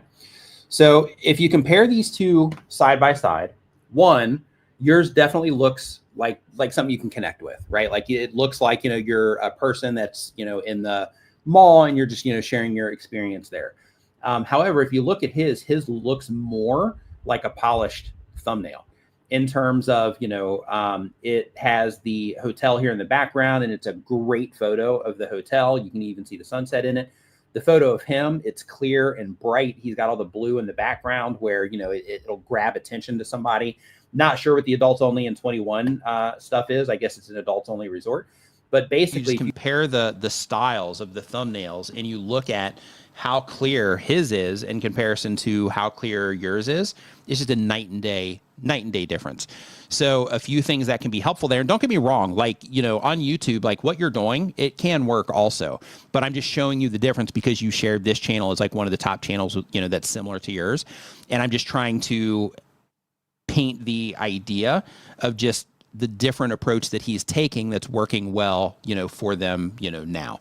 So, like in your case, this one's about the mall, but it's like you in front of like a store versus you maybe in front of the mall and trying that thumbnail and then testing that thumbnail against you, like an outdoor shot of you in the mall versus an indoor shot of you in the mall, and you run that thumbnail test, right? So there's that in terms of just how things are being packaged up.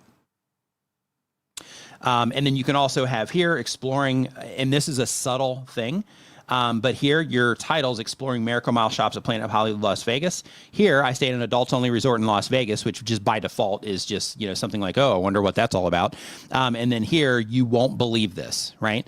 So what he's doing right there is he's also creating that challenge in terms of like something crazy is about to happen in this video and you need to check it out is what he's suggesting here. So by adding these types of things, when it's appropriate, it can help your video be more compelling because it suggests that it's actually something worth watching as well. So those little types of details, even though they seem minor, those types of things can make a really, really big difference. Now, as a part of that, he's also built up his brand and he's got tons of videos on his channel compared to, let's see here, let's go back to your channel.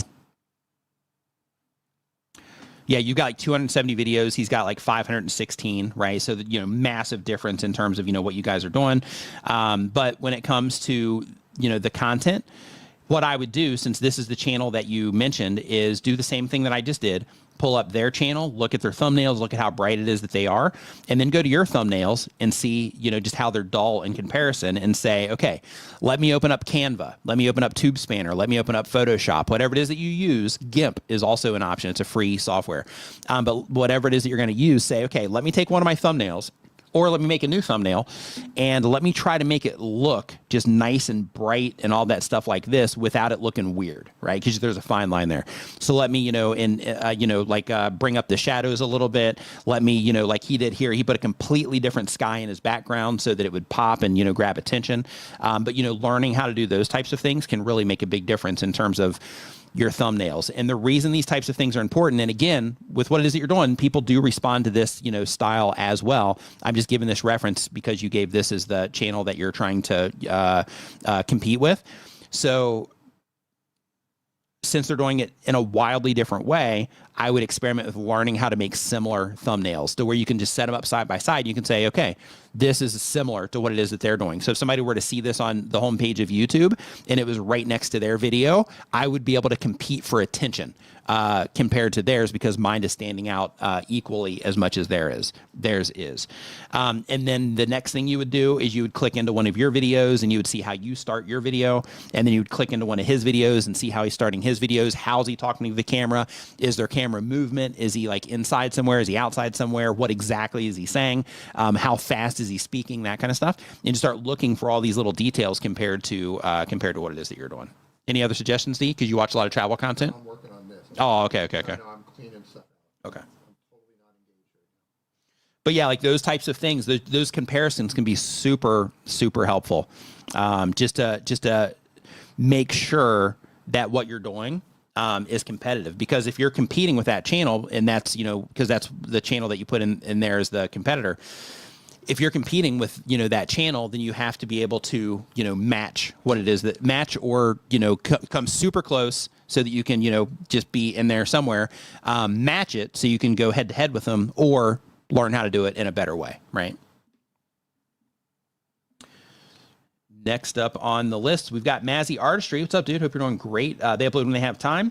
The type of channel is art storytelling, PG-13, family-friendly content about superheroes and villains, and sometimes doing art challenges and interacting with my artistries. The question is, I just came from the Discord dimension. I want to know if I film myself reacting to stuff that my fans on my server posted about their original characters and maybe do it live. So you see a bit of behind the scenes until the edited video version gets made. Would that work out well? Because I want to, one, interact with them more, two, show more behind the scenes. And it says my server isn't filled with many, but when people join, if I do this idea, do you think it would work well? Any advice?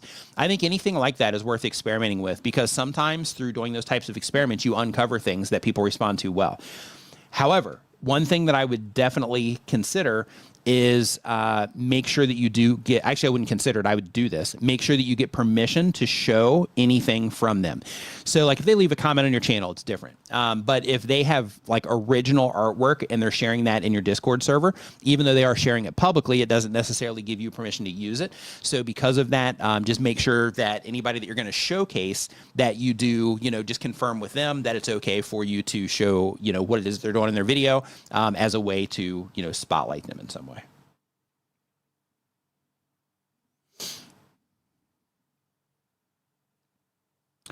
All right, so next up on the list, got Geology Dude. What's up, man? Geology Dude uploads one time per week or more, been on YouTube for a year or more, does science education. The goal of the channel is to make money. Science-based fitness, what's going on? Hope you're doing great. The question is, I have hundreds of community posts with detailed text lectures and college-level quiz questions with explanations. Unfortunately, older community posts are difficult to discover with YouTube's tedious scrolling and file organization. Is it okay to repost community posts from a year or two ago, or is it better to make old community posts more easily accessible to viewers? So when it comes to your reposting stuff, you can do that. And as a part of that, you know, it's important to just remember that everybody that's interacting with your channel, especially if it was a year ago, a lot of those people are probably never seen that community post. So if you make it today, the people that are going to be seeing it, most of them probably haven't seen that, you know, didn't see that one from a year ago. So because of that, you can definitely recycle stuff in that regard. And when it comes to that recycling, as long as you're not doing it like all the time in terms of, you know, okay, I posted this last week, I'm going to post it this week, and then the following week, and then I'm posting this all the time.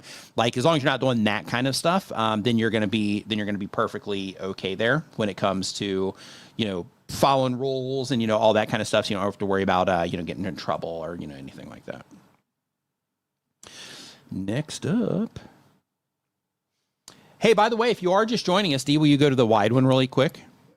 if you are just joining us, I do want to remind you, just in case you haven't seen it yet, that I created an iPhone app for content creators, and it is for iPhones and iPads. I have a software like web-based version coming soon, but basically when it comes to YouTube, there's a lot of things that we have to do around our YouTube channels in terms of, you know, coming up with video ideas. It helps you with that. Writing great titles, it does that, and it does it in a way that none of the other tools offer. In addition to that, you can load thumbnails into it, and it'll give you feedback on things that you can do to make your thumbnails better. And it has checklists in there to make sure you never forget anything when you upload or when you're streaming or like any of the other things that you do on YouTube. But all kinds of helpful tools for you in there as a content creator. So if you haven't yet, make sure that you check it out at newcreator.app. And you can also just look for New Creator in the App Store as well, and that will take you straight over there. So make sure you check that out when you get the chance. So it's possible that an extension may have been causing problems. Oh, interesting. Possibly, because I turned What it. extension? I'm not going to name it, but it's. I don't want to throw anybody under the bus in case it's not them. Sure. But as soon as I turned it off, so I've been having browser problems since we've been in here, and like the scroll hasn't been working right, and the computer's been active. I turned it off, and the computer's like whoop. Oh, interesting. Like everything's just like snapped back into shape. Everything's like working again. I Interesting. don't know if that's going to fix this. I don't know if it was causing this connection issue, but I don't know, man. These things are so weird, finicky. Yeah. Well, the thing with extensions, I've learned this because I'm building stuff now. Yeah. So extensions take up memory. So like with Chrome and everything, like it's got a certain amount of memory. Yeah. And when you have like a bunch of extensions or you have extensions that take up a lot of memory, it can bog things down. So like in the case of StreamYard, because it's all web-based and that's going to be taking up, you know, a little bit of, you know, activity too. Right. And then you load extensions on top of it and things like that, like depending on the extension, if it, you know, has heavy memory usage. This one was, this one was a doozy. Oh, okay. Yeah. I turned it on at home and I didn't realize that it was synced. So it turned it on over here too. Oh, okay. So yeah, we'll see. We'll see if we have another problem, but I may have fixed it. We'll see. So next up, we've got Midwest Murders. Telling you what, I'm like just a little bit worried just reading this. Actually, yeah, I'm like, I don't know. I'm like afraid. That's like a scary name. You know that they're into some stuff in the Midwest, right? Yep. It's a little bit different. Like it happens in like, okay, there's a couple of places that adds like a whole nother level to it. Like if it's like Sunset Strip murders, right? You automatically think there's some sort of like shady stuff going on, right? Right? Sunset Strip or like Hell's Kitchen, New York, right? Like certain stuff, Midwest, it just paints a whole nother picture. It doesn't? It does, yeah. Right? There's like certain, okay. Like, and I mean no offense, but if it's like Utah murders, nobody cares. Nobody cares. Nobody cares. They do, but not, It just doesn't sound as creepy. Right.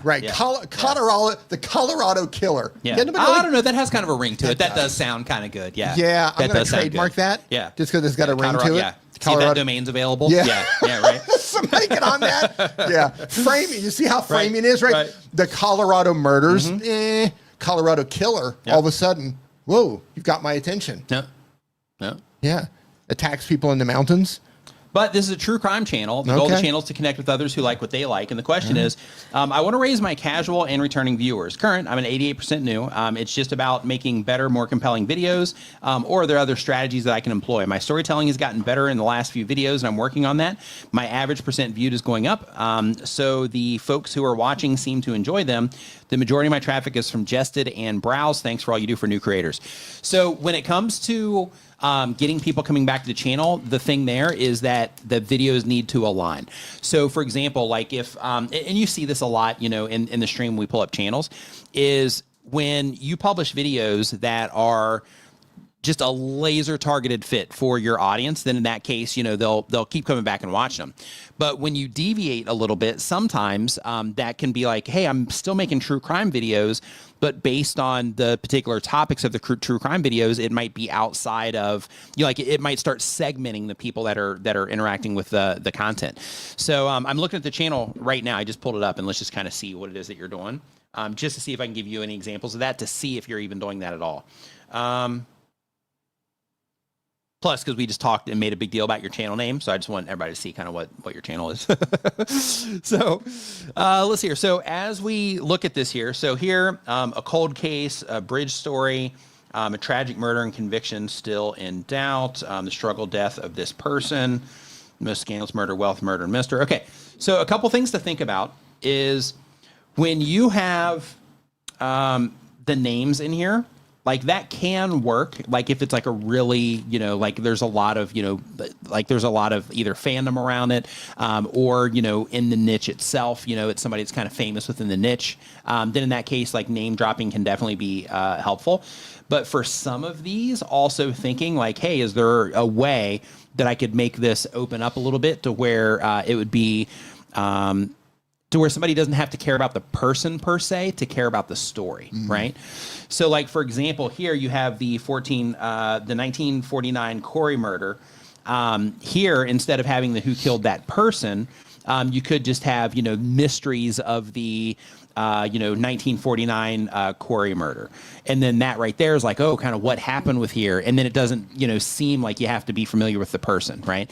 But true crime people, like they're into it, regardless. But having the names can sometimes just create that disconnect. Like, oh, I've never heard of that person before. So either one, that's going to be of interest, or two, like don't really care as much.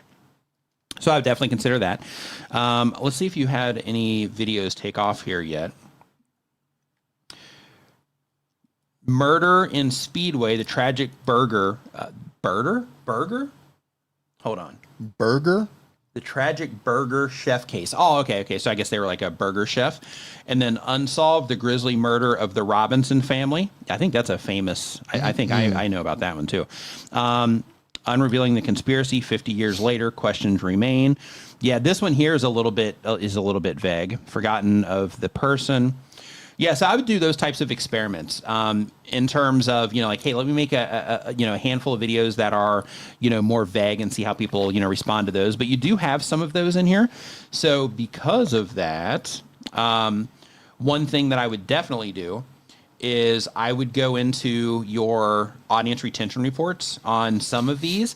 Like here, you've only got 703 views on it, so you'll be able to get some information, but it may or may not be, exactly, unless you see the same things happening across videos, it might not be, enough to work with yet.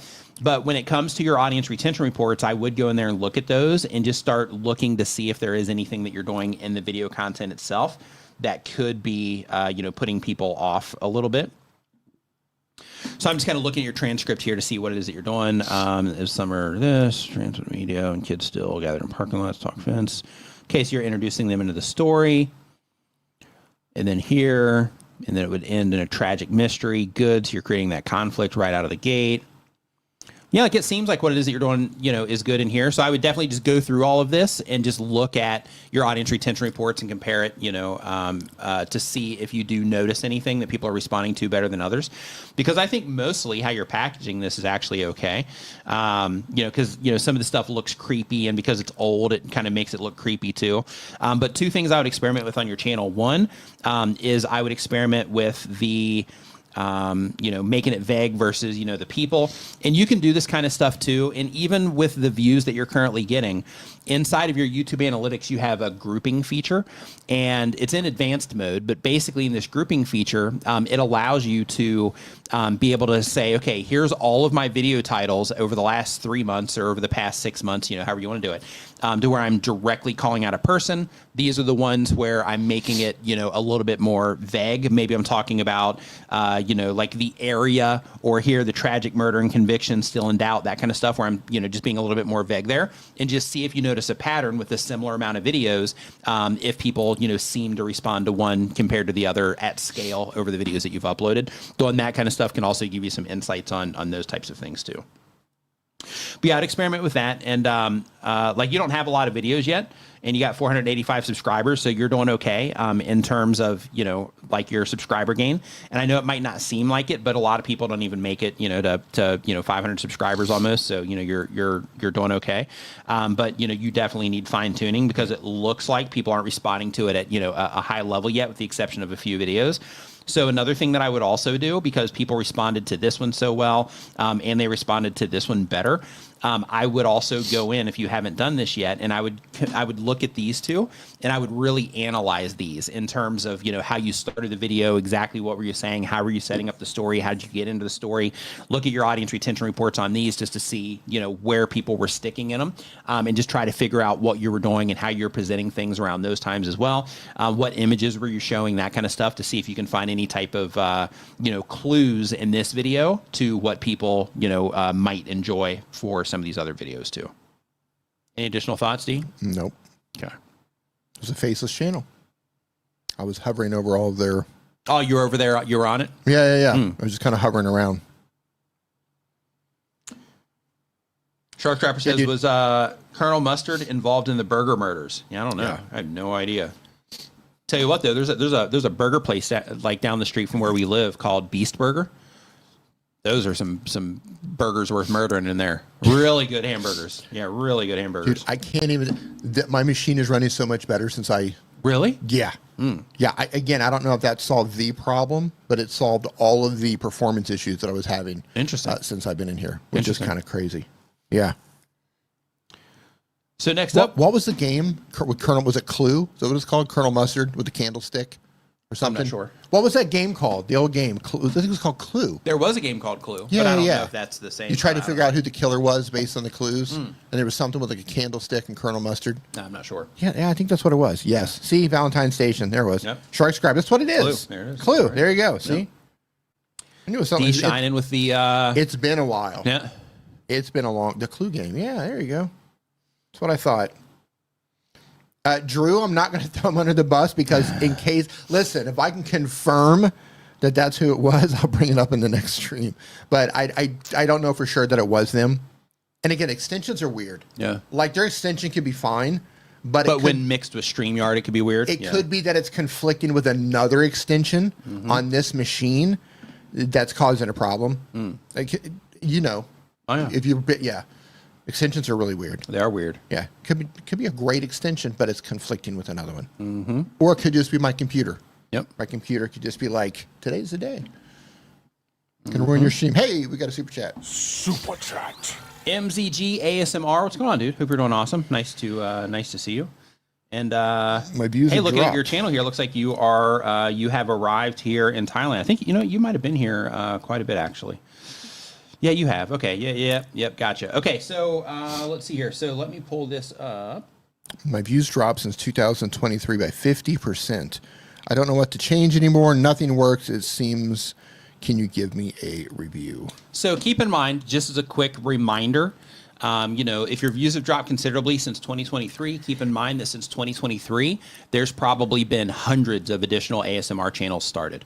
So just keep that in mind when it comes to view counts. So your competition now could just be more fierce than it was previously, to where even though ASMR content's been popular for a really long time, now, a lot of people are, a lot more people are content creators now than they were a few years ago. Yeah. So because of that, it's getting more competitive. So it could just be that. Yeah, and I just out of the gate, can I just say your last video, you have 6,000 views in 21 hours. I think you're doing all right. Yeah.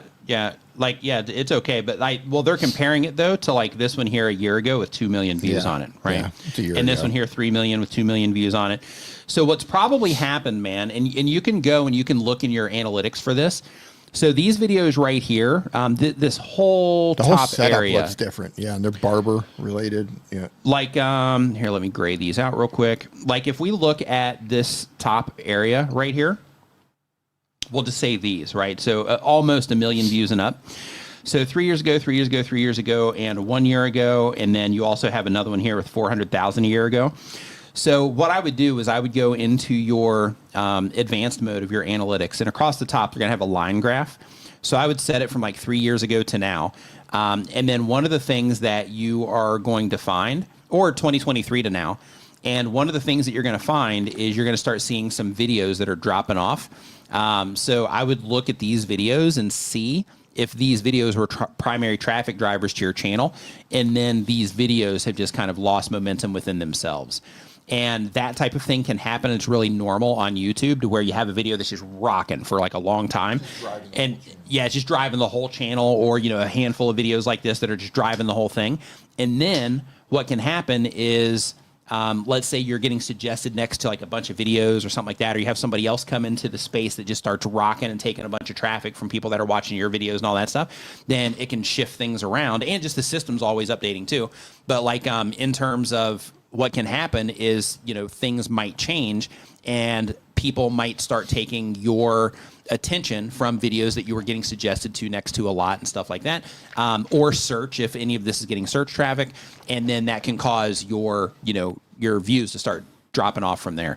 So what I would do is I would go into your advanced mode analytics, and then I would go into your traffic sources report, and then in your traffic sources report, I would go and look and see if you can see where the traffic has dried up from, and then I would go in also individually on these and just start looking to see if if these videos started dropping off, and that was the thing, because that kind of thing can happen too. Because when it comes to YouTube, one of the amazing things about YouTube is that it makes it where we can, publish a video, and that video can get views for years and years and years.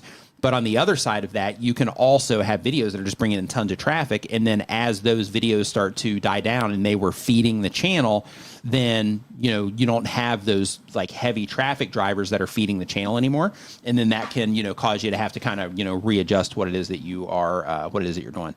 But I think some of the fun stuff that you're doing though here is like, my dad tried ASMR, and then this one up here, the most realistic barber haircut ever.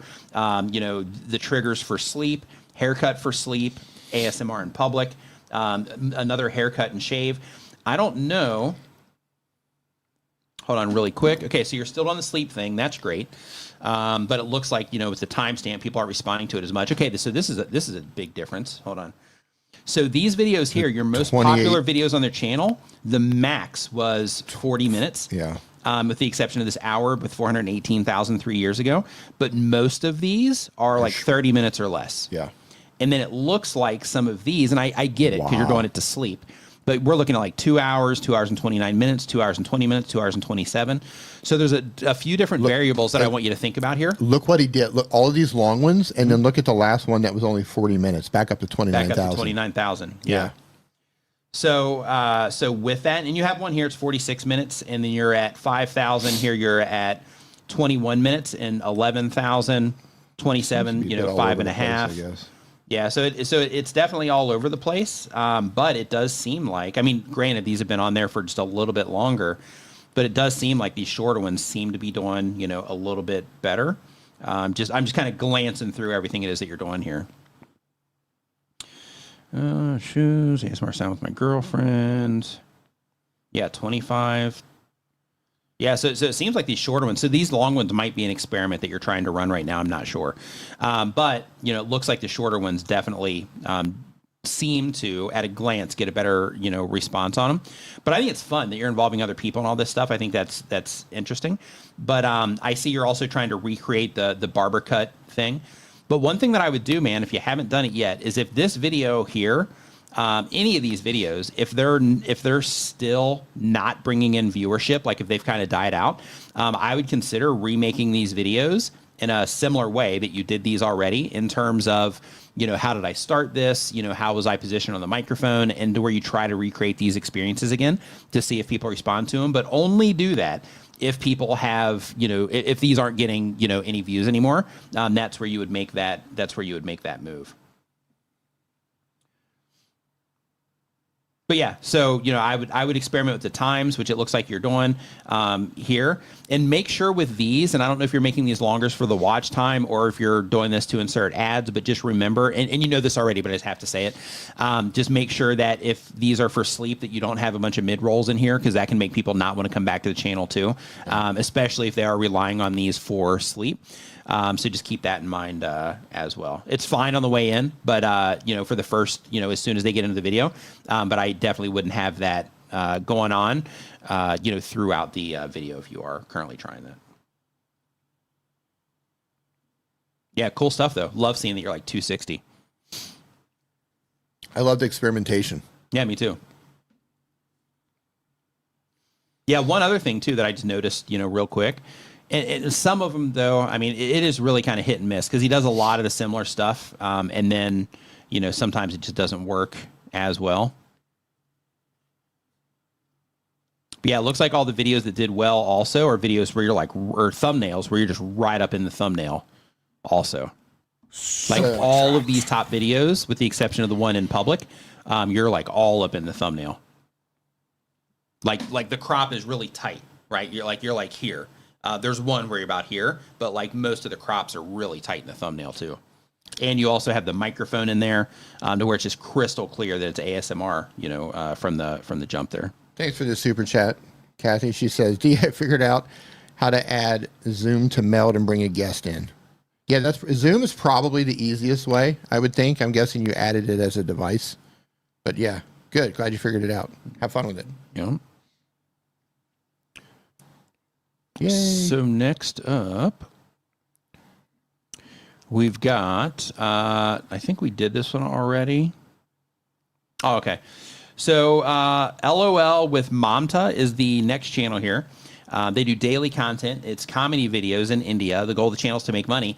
And they say my 3,000 hours watch time, 500 sub is done, but the apply is still gray. And it's asking for 2-step verification, but it's already on and all safety things are done. And also AdSense account is made, but still gray. Yeah, so in that case, I would definitely reach out to Team YouTube on Twitter and see if they can, or on X, and see if they can get you sorted with that. Because if you meet the requirements, like there's a few things with the requirements is one, they do verify that everything is legitimate and all that stuff. But as long as you have legitimately met the requirements, then those things should start unlocking for you. Especially, you know, the channel's already verified. You have 2-step, you know, verification, all that stuff in there. But one thing... Okay, yeah, it's asking for 2-step. Make sure also, because you have the 2-step verification, but make sure that you also have the actual verification. So if you didn't do this yet already, when you start a YouTube channel now, they have it to where, you know, you can do like the face scan or you're leaning on the channel history to verify the channel. So because of that, just make sure that you did do that side as well. Because the 2-step verification and then the channel verification, those are two different things. So just make sure that you do that you did do the actual verification as well. Maybe miss a step. Mm-hmm. Possibly. Demon Dro, what's up, dude? Hope you're doing great. Thanks for the super chat. Says, did you hit the button yet? Can you critique me as well? I have not. Okay, I was going to hit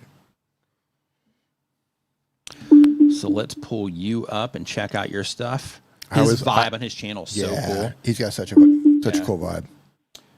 Let's see here. Share screen. Something went wrong. Please try again. Whoa. What was that? Did you hit something? something? that was SIRI. Yeah, she just keeps activating. So weird. Yeah. Weird. Yeah. All right, so here we go. Add it to the stage? Or The you holy grail of motorcycle and MC culture. It's up there. Yep, love it. Widen this out a little I bit. love that. The holy grail Yep. of motorcycle and MC culture. Police secrets bikers were never meant to know. Oh, that's cool. Bikers save the day. Yeah, your thumbnails are on point too. 9 Harley bikes that are actually worth buying. Fantastic. Yeah, so a couple things I just want to highlight to people. So if you're new to YouTube, this is really helpful information. So he's got 849,000 subscribers on his YouTube channel, and a few things I just want to bring to your attention here is you can see here, like in this Harley video, how he's got like the Harley Davidson logo kind of going on there behind him. The other thing that would be great there is a little bit more focus on the motorcycle, but the Harley Davidson logo carries the weight, right? Because it's orange, it stands out, and it grabs attention at a glance, which is super important. This one, Bikers Save the Day When Police Can't Help. In this case, it's clearly bikers. And he's got the emergency gone wrong there, so it does suggest something's going on.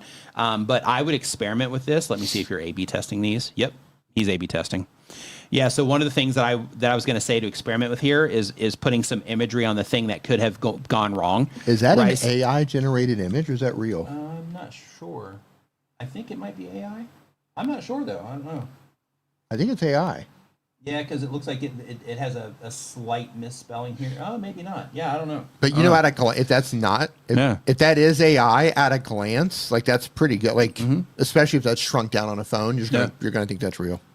Yeah, but like I would mess around with stuff with this one, and because you know this one looks like it's doing more or less. I mean, So one of the things that I would do here on the experiment side, What are you doing? that light's getting ready to pop over there. Which one? That's funny. As soon as you looked at it, it stopped. It was just like flickering like crazy. The light when you first walk in, the fluorescent there. But basically, one thing I'd experiment with here is, because you have the when the police can't help, is maybe trying to A/B test with that type of imagery of like a police person just like standing there while something bad's helping, or while something bad is going on, just to kind of, illustrate that idea a little bit, just as an experiment. It might not matter, but I would definitely try that sort of thing. Let's see here. Things you should know before joining a motorcycle club. Excellent. 8 habits you must learn as a motorcyclist. Yeah, this is great. So a few things too that I just want to point out also here is you can see how he's just clearly calling out the people he's trying to reach here in some of these videos. Like here, motorcyclist, motorcycle club, motorcycles, motorcycle, motorcycles, like that's all in his titles. And those types of things help YouTube. And this is just a lesson for everybody. These types of things help YouTube when it comes to, suggesting the content, because it just adds that clarity for, to show that to people that are into those types of things. Yeah, one thing that I would do though, man, in your case is like at a small size, like these are probably fine for, in a lot of cases. But at a small size, there is a lot of challenge here for being able to clearly see what's going on. So one thing, I'm not sure if you're making your thumbnails or if you're having somebody else do them. You said that one is AI. Oh, it is? Yeah. But one thing that I would definitely do is I would work on trying to make these a little bit more easy to understand at a small size. Because like, for example, in some places on YouTube, like your channel page, for example, I mean, they're already invested in what it is that you're doing if they're on your videos page. But when this shows up at smaller sizes in different situations, some of these might be easy to pass over if you're a motorcycle enthusiast, because it's not just crystal clear. At a big size, right, if we blow this up, then in this case, it's still not clear, right? It looks like, it looks like this is more about, drinking and driving the bike. But, using some type of motorcycle imagery in here, if you haven't done that A/B test yet, is definitely something that I would experiment with as well. Because remember, the goal here is to help people that are your target audience be able to quickly identify. For the new people, right? People that are interested already, they'll see your logo in here. But for the people that have never interacted with your content before, that help your channel grow because they're new and they can, come in and subscribe. For those people, I would just try to really, when possible, add more motorcycle imagery to where even at a small size, it's clear that it has something to do with motorcycles. Is he saying don't drink and drive, or is he saying don't? He's saying never do this, so I'm not sure. Or is he saying Don't stand on the road? I don't know. He's saying don't put your arms out and pretend you're Leo in the front of the boat when you're driving a motorcycle. Love it. Yeah, not sure. Which one? Yeah. Yeah, other things too, and you're probably doing this already. But even in this case, right, experiment with like, okay, we have this crash at 10 miles per hour. Like that's one, and then have another one where it actually shows like, instead of this one, like it shows somebody like, like the bike is, in it, like you got like a tire laying here, and then the body of it laying over of the bike laying over here. And then maybe you see like the feet of a person, or, with boots on, or, something like that. So it's clear that a motorcycle has crashed, and then you just have some like legs or boots or something that shows that there's a person, involved there, that type of thing, to where when somebody sees it, they're like, oh, that looks, don't want to be in that situation, that type of thing. Because this is one of the ones that where, even though it's clear that it has something to do with the motorcycle, which is a win, it's kind of confusing when you look at it if you're trying to relate it to a crash. Can we just take a moment and appreciate that AI can make thumbnails? Right. Yeah, it's an awesome time. Like, that's just crazy. It is. Like when these are down, when these are small, it's hard to tell. Mm-hmm. And when they open up, you can see like some spelling or whatever. Yeah. Like that's doing a pretty good job. It is. It's incredible. Yeah. Yeah, AI is just nuts. Yeah. But yeah, that would be one thing. Without watching the video content itself, like that would be one thing that I would definitely try to work on, is just trying to make some of these things more obvious at a smaller size. Looking great though, man. Love to see you winning. Yeah, you're doing cool stuff. So next up on the list here, we've got, let's Seems like it triggers it when I say so. Maybe I shouldn't say that. My mic was off again. You say you're freezing again? No, my mic was off. Oh. He says it's really me, but AI adds the background in some of them. Okay. I see. Yeah, it's working. It's working. It looks pretty cool. And K&J Lumber says, John, formerly from vidIQ, would have something to say about the Demon's Row logo and the thumbnails. Yeah, some people are for it. Some people are against it. Back in the day, that used to be just like best practice, right? To help people identify it. And it's still effective, right? So, you can see with some of his view counts and stuff, like, people still respond to the content. The thing when it comes to logos where people screw it up is they will put the emphasis on the logo and not on the thing that's going to help the viewer understand that it's for them. That's where people, kind of break that. Or they'll make the logo for the channel like the primary thing instead of making it the thing that, people actually care about and not the logo. But logos are good for helping people identify the content. Yeah. In his particular thumbnails, I think the logo, it's not distracting. It's not distracting. And I believe, and correct me if I'm wrong, man, but I believe you said people were stealing your stuff before. So that could be why you're putting the logo on there. I think the thumbs would be cleaner without it. Just like whatever the Texie is Texie has with the motorbike. But for some reason, memory serves, he said something about people were stealing his content before, and I don't know if he's doing that to prohibit that, but I think it'd be cleaner without the logo. But I mean, it's working. Like you're doing incredibly well. Yeah. So it's one of those things where like there are best practices, but that doesn't always, like, sometimes you can break the rules. Right. Yeah. Right. Tube Spanner in the house. What's going on? Thanks for super chat. It says, I was going to post a joke. We were talking about you earlier. It says he's going to post a joke about Deja Vu today, but then I realized that everyone has already seen it. Ba-doom, ba. I've legit got that now. Mine's better. Yeah, I've got the real version. Mine is, but So- that was a real version. That was a real version. Like, hey man, I've been practicing that. Right? Did you? That's not, the thing. Did you not hear that?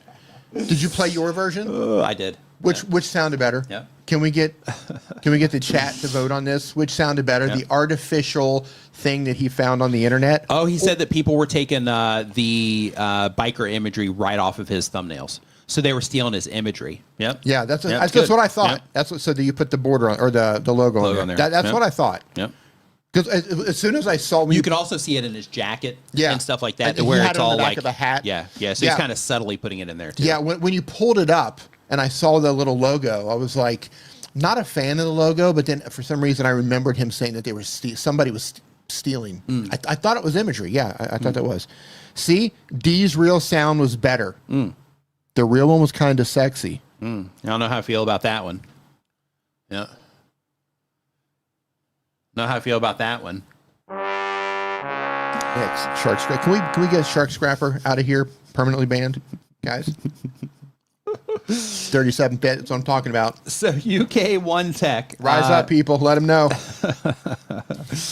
UK One Tech, they do bi-weekly content. They do a tech channel. The goal of the channel is to make money. And the question is, how important is it for North American viewers to hear pure, clean English language with a less accent and possible when they consume content? I worry that sometimes I make mistakes. So everybody's different.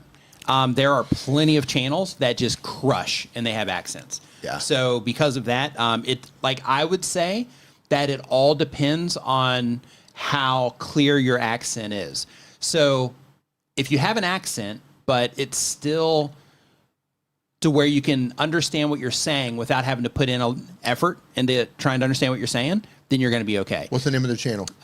If you are, the channel is called UK One Tech. UK, the number one, and then tech. If you have a British accent, you're fine. No worries there. But if you have an accent to where it is like really thick, or it's really, to where like a North American audience, based on how we speak English, to where we would have to put in real effort to understand what it is that you're saying, then yeah, it's probably going to work against you. But as long as people can, easily understand what you're saying, then it's not going to get in the way. I can't find it. UK, the number one tech. Mm-hmm. Yeah, Doug says that people love the Aussie accent. Yeah, Aussie accent, British accent, all that stuff is does well on YouTube. But it's easy to understand, right? It's easy, like it's not so thick that it, that you have to be like, what did they say there? Right? Like you can just clearly understand everything that's being said. Yeah, if you're in the UK, I think as long as you don't have like an overly super heavy, what do you call it, a Cockney accent? I think that's what it's called, that really heavy accent. I think if it's overly heavy, it might be problematic, but if it's just a little bit, no. Yeah, listen, when I watch any video and someone has an accent, it doesn't bother me at all unless it's like a super heavy accent to where I got to go, huh? Yep. What did he say? Same. And at that point, I usually say, speak American. Right. You British people, why don't you speak American? Love it. Joke, obviously. But, yeah. So let's see here. So I'm looking at his channel right here. You found it? Yeah, he's put it in the form. Okay. Yeah. Yeah. So when it comes to the accent, like So couple things is one is you've got a video right here with 29,000 views on it. Right. So you're doing fine. What you're doing is fine. So a lot of these, we've got like 552 views, 144 views, 110 views, 763 views. So a lot of these are underperforming, but you have one here that performed well, and so therefore, and you got almost 100 videos on the channel. Hold on, if I sort by popular, that one is actually the most popular. But then you have another one at 25,000, 22,000, 19,000. So, people have responded to your videos. So the accent isn't a problem, right? As long as, that audience or those viewers are in the regions that you're wanting people to watch your content from. But what I would do, though, is I would look at those videos that did substantially better and try to figure out why you think they did better. So, for example, here you have I tried Samsung versus Apple. Here, let me pull this up on screen. Screen is down. Games for Life, thank you for the super chat. Appreciate it. Super chat. So let's see here. If we put this back on the screen, so here, right, you have like I tried Samsung versus Apple for 2 weeks, which is awesome. We have what? Oh my goodness! No, they're not in the UK. He says it's actually UK tech, like Ukrainian tech. Oh, okay. Yep. Yeah, so in that case, American? Wow. Yeah, so in that case, on the videos that have done well, so for these, I would just go and look in your demographics and see where people watched from, and try to figure out, where the viewership is coming from these. If you have it in those regions that you're trying to reach, then you're good. If not, and they're responding elsewhere, then those elsewhere places might be the places that you are, wanting to get into. Oh, I see that you're using Pintop. That's cool. So Pintop, just for those of you that don't know, let me just show you this here really quick. This is super cool. And UK tech. Let me switch to this tab here really quick. So with this, it's a tool called pin.top. And this is like a link in bio tool to where if you're a content creator that works with brands on like Instagram or YouTube or TikTok or anywhere else, then what this does, it shows their audience. Yeah. So this basically shows your information, and it also shows like your stats on your channel, and you can customize this. So basically with this, and we'll get back to your channel here in a second. Just one second. I just wanted to highlight this real quick because I was hanging out with one of their reps in at like cool. Vid Summit and in Dubai. I'm not also familiar with this. This is pretty cool. Super cool. But basically with this, it shows your demographics of your channel, the stuff that's important to brands. And again, this is for people that are trying to do brand deals and that kind of stuff. And then you can actually put pricing for whatever it is that you offer. And you can see here that if I expand this out, you can see all the different, services. And then you have a buy now button. So as part of this buy now button, what you can do is you can like hit this, and then we'll just go over here. And then you basically, like a brand that wants to work with you, they can see more information here about what it is that you offer. They can see examples to the content, and then they can see the prices, and then they can literally purchase a brand deal here. And then how the whole thing works is if they submit this, they pay for it already, and then you can go in and you can decide, like, is this something that I want to do? Like, based on, what it is that, that brand has or whatever, is that a deal that I want to take? And if it is, then you can go ahead and make the video. You can reach out to them, work out the details. And then once you make the video, because it's all held kind of like in escrow by Pintop, then as soon as you complete the video, then you mark it as complete, and then you get that payout, which is really cool. But yeah, the thing that I like the most about this that I think is cool. You can see his audience there. You know what? That's what US, I like the most. India, UK. Yeah, I mean, people obviously don't have a problem with your accent. Yep. If that's your main demographic there. Yep. Yeah. So you are. It would be great if that was higher. If you are trying to reach those areas, but like you're still penetrating that. Okay. So yeah, I don't think that the language is a huge issue. Yeah. But yeah, you can see right here how he's got like his TikTok. So he has that separate. And then here, Instagram.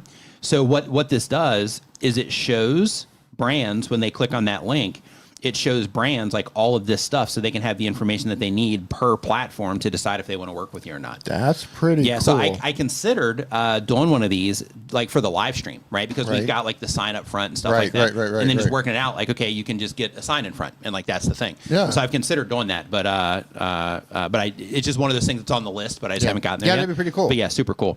But let's go back to your channel though. Sorry about that. Didn't mean to derail and go into all of that. Before we go back to the channel, that would actually be really interesting to see what kind of signs would go up front. Of course, you'd have to approve them all. Yeah, sure. But that'd be interesting. Yeah, I mean, technically, you could do anything. You could be like, hey, so if you want to advertise your channel, just throw it on there. Like you could do, you could do anything technically. Yeah. Today's stream is partly sponsored by Optimal Nutrition. So if you're looking for whey protein powder, optimalnutrition.com/Nimmin Live. You can get a 20% discount to get your whey protein That's or any podcasts do, or any supplement or creatine or anything that they make. Yeah. You feel free to use your Nimmin Live coupon to get your 20% off Optimal Nutrition. Yeah, and Artemio said it would. It'd be fun too. Artemio mentions that you don't even need a website with it, right? Because you just put the link in your bio, and then you're like good to go. Yeah, it's a pretty cool tool. But anyway. Back on the channel. So yeah, so in terms of the accent, I think you're fine. We just saw that you've got like 21% of the viewership coming from the States. I'm just double checking to make sure it was the same channel because I noticed that you had a different channel. Yeah, UK1 Tech. So yeah, so you are getting into that audience. So I think that you are okay. But I would definitely look in the demographics here and just see if it's those people that are responding. But a couple of things that I would look at though is you've got one here on the phone. Is I was going to mention like if people responded well to the phone content, I wouldn't follow it up with like a JBL video. I would be like, okay, if people responded well to this, then let me, see if I can make another video either on the Samsung or the Apple and just say the things that are good or bad about it or whatever, and just see if people respond to that one better because they responded so well to this. Because the problem that can happen with tech channels, like in some cases it's fine, it doesn't matter. People are still going to come in and watch because it's tech, and people that are into tech are just going to come in. But one of the issues that can happen is like when people come into this, like these people care about phones. Wow. Right. And then when you come into like an audience that's like, hey, love the phone stuff. Yeah. YouTube is, because they enjoyed this, they probably are going to try to recommend some of this stuff to them as well. And anything where you're talking about phones like here and here. But when you have one like this, following it up with something similar is usually the play there, just to see if you can get those people coming back. Sometimes it works, sometimes it doesn't. But I would definitely, just consider that the next time you have a video pop like that. Yeah, that one's crazy. Yeah, cool stuff. Really popular. Mm-hmm. Okay, so very, next up on very broad topic too. Mm-hmm. Says, thanks a lot. I did almost too much content on Samsung. Yeah, that kind of thing can happen too. Like to where you do focus too much on the thing to where it makes it where it's hard to get traction on other things. But when it comes to tech, it's super competitive anyway. But just trying to think of anything that you can make on any products that are trending, any products that are popular. I would even double check before you make content on something. Like I would go to Amazon and be like, have a lot of people bought this, right? And just see the reviews on it and the stuff there, just to see like how popular it is, and then that might help give you a gauge on how many people might be interested in that particular video. And depending on the comments and reviews in that, it might also give you a lead on things that you might be able to say or ways that you can frame that video that might get some of those people to respond to it based on the reviews and that kind of stuff too. So next up, we've got Mazen Dude New. They are getting ready to start their channel.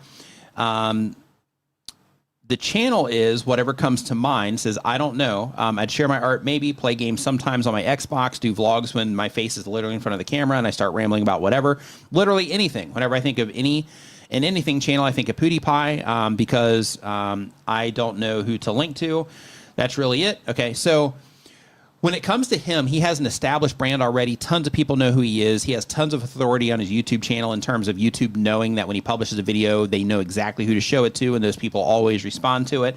So he's not the best example to follow right now based on 2025 YouTube. So he can get away with what he does because of that brand that he has and all of the accumulated views that he has in terms of teaching YouTube what he responds to. Plus, he knows how to make videos because he has a history of, knowing how to make videos out of all the content he's produced. But if you're getting started on YouTube, I would not take that approach of like, hey, I'm just going to, unless you don't know what to make. If you have no idea what to do, then having a variety approach until you have something that lands and does substantially better than the other videos, then pulling on that thread, is the right move. But the approach that you want to take when it comes to YouTube now is that everything is based on, in terms of how everything works. So PewDiePie is able to leverage his subscribers a lot over a long period of time. But now some of that still applies, but what applies more is, am I making content about topics that a certain group of people are interested in, that I can make sure that every single video I publish to the channel is a good fit for them. That's why I mentioned on the last channel that we looked at, the channel from the UK, just kidding, the Ukrainian channel, was because... It's so funny. We got that I know, wrong. we're like, UK, and he's like, no. But like with that channel, though, one of the things that I mentioned is he had that video pop on the phone. So following that up with a video that has something to do with phones or phone technology or something like that would be the move. And the reason for that is because he would be increasing his likelihood based on interest that those people would get recommended the video based on what they care about, and because they already responded well to a video on the mobile devices that he had just published with that comparison. So another thing that he could do in his case is he did Samsung versus iPhone, after 2 weeks. He could do that same exact thing with like other phone brands, because he could start a whole theme there if people responded to that one. He had the opportunity to follow it with something else to where, based on people's interests, he might have been able to get in front of them and have a similar result. But when he made the video about the speaker, now the people interested in that speaker are going to be a completely different audience compared to the people that are interested in the phones. There'll be some crossover, but at scale, that's a different interest than the phone stuff is. So because of that, when it comes to your channel, if you're getting started, I would try to think about, okay, what do I want to build here? I'm creating a resource of content for a certain type of viewer who is interested in very specific things. So what can I create that would be a great fit for those people? And then do that. Because when you just commit to having a variety channel, you're committing to making things hard on yourself. When it comes to like, hey, I'm going to make some videos on my Xbox here, I'm going to do some vlog stuff over here, do some stuff over here, because you're just mixing up, too many different types of people. So we have a super chat from Super Build and chat. Fix with Mooney. Oh, hey, what's up, dude? He says, Nick and D, I saw just saw the metric new casual and regular. Can you explain the difference, please? Yeah, I actually have this pulled up. Yep. I have it pulled up. So I'm going to put it on the screen right now. Okay, great. Oh, there you go. You've got it. Yep. I can't see it because it's small. Yep. So yeah, on the screen right now, so this is audience by watch behavior.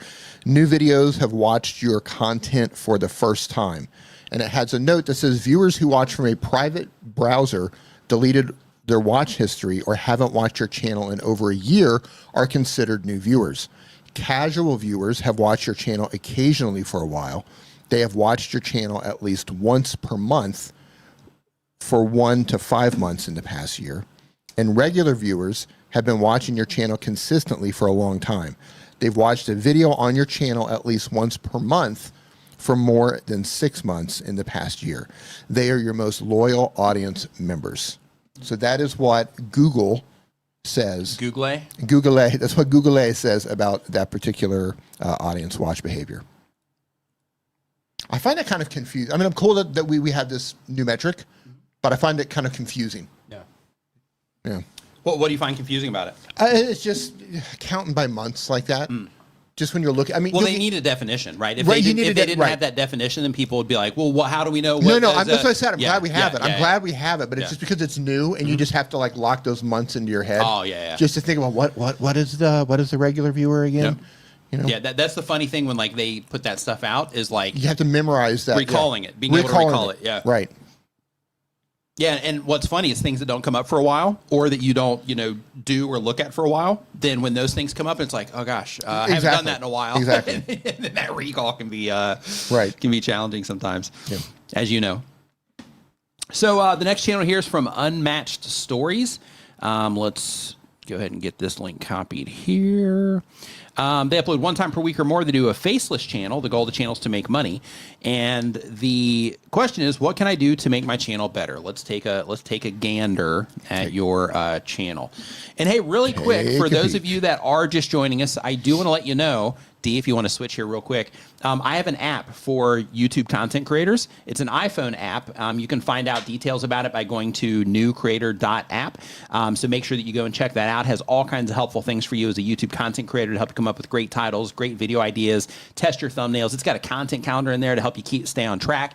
It's got home screen widgets, so that you can put your content calendar right here on your home screen to make sure that you right here on your home screen to make sure that you remember those things. You can also put the widgets over here in this area as well, QR code scanner for when you're trying to share your channel, that kind of stuff.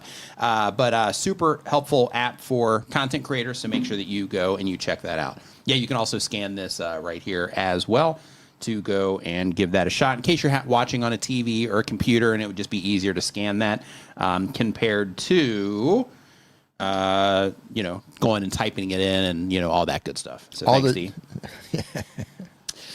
It's a great app. Yeah, it is. So definitely make sure to check it out. So next up, we've got, and I've got the desktop version of that coming soon as well. Really excited for that. Yep. Yeah, it's cool. Really cool. Yeah, I'm able to do things in there that I have to be like kind of careful about in the app due to having to get the app approved. Right. So like in the desktop version, I can just do whatever I want because I don't have to have approval. Right. The only thing that I have to do is I have to be compliant with Google. But when it comes to Apple, like the restrictions are going to be non-existent compared to the app, which is cool. So if you are using the app, by the way, you're going to get free access to the software. And if you're using the software, you're going to get free access to the app as well. So just as a heads up, whichever one you use, you'll be able to use both, all that stuff, and it's going to be a free transfer going back and forth where you don't have to, get both of them in order to, get everything going back and forth and all that stuff. Supreme Gecko says, talked to you earlier, you need for Android. The desktop version will work in a browser in your Android when it comes out. So you will be able to use that. And I think eventually I'm doing an Android you app will too. get an app. Yeah. But in the meantime, the desktop I can only do version- one thing at a time. Right. Yeah, I'm building all this stuff myself, right? So like I'm just kind of doing it as I as I go. But so, to confirm, the desktop version will work in a browser on any device. Yes. But the specific Android app version is coming after that. Yes. Yeah. Yeah. You can only do so much. Yep. Only so much time in the day, D. Yeah. That's right. So let's hear. So next up, we've got this Unmatched Stories channel, which is a faceless channel. So we'll go ahead and get this up here. Hold on. So they want to do what they can do better. Okay, Unmatched Stories. Let's see what you got going on. So first, I just want to bring it to your attention. I don't know if you noticed this or not yet, but your channel header is getting cut off. So I would definitely go to make that adjustment here. This is another faceless one. Mm-hmm.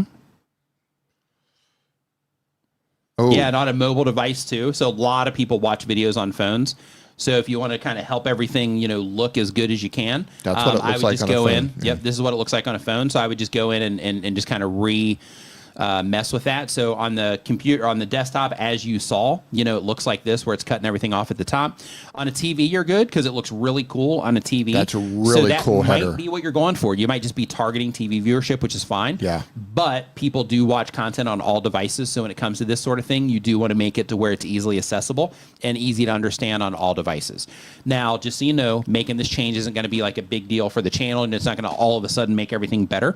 I just want to make sure I put that disclaimer out there. But these are just little things that you can do because you have the information people need here. New stories every week, faceless, emotional, addictive, right?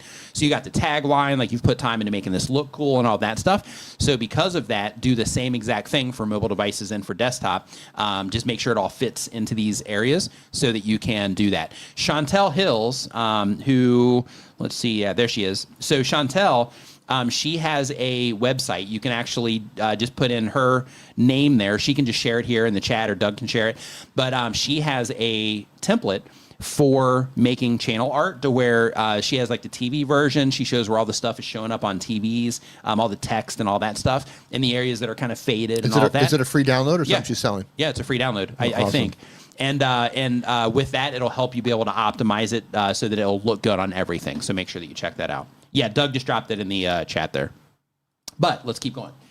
So when it comes to this, and for just in case you guys ask, so this add competitor button here, this is a tube spanner feature, because when I show this kind of stuff, people will ask me, you know, what I'm using. So this is tube spanner, so it has like a competitor area where we can track competitors and stuff. So when you add a channel here, that's what that button does, by the way. Just want to let you know. But let's go and see what this channel is doing. Let's look at the important stuff here, which is thumbnails and titles. They tried to shame her, but they got the biggest surprise. They laughed. They had no idea. Okay. So with what it is that you're doing, how many videos do you have? You got 37 videos.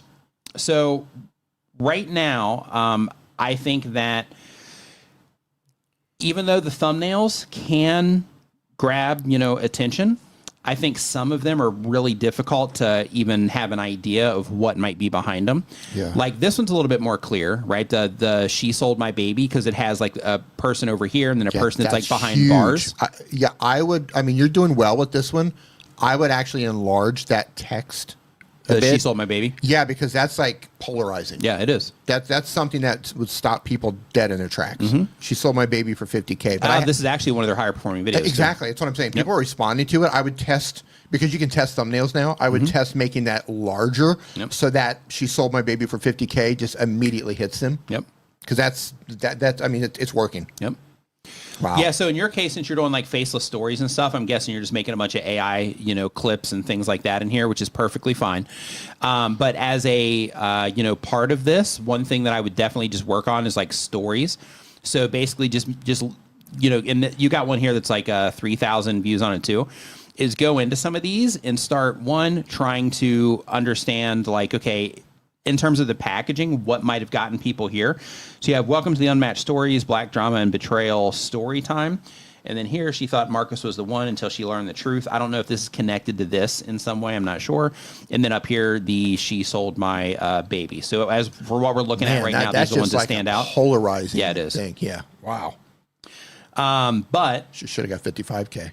But the first thing, this 3,000 one's only like a minute long. It's less than a minute long on this one. And then here we got 6. Here we've got another 6 minutes on both of these here.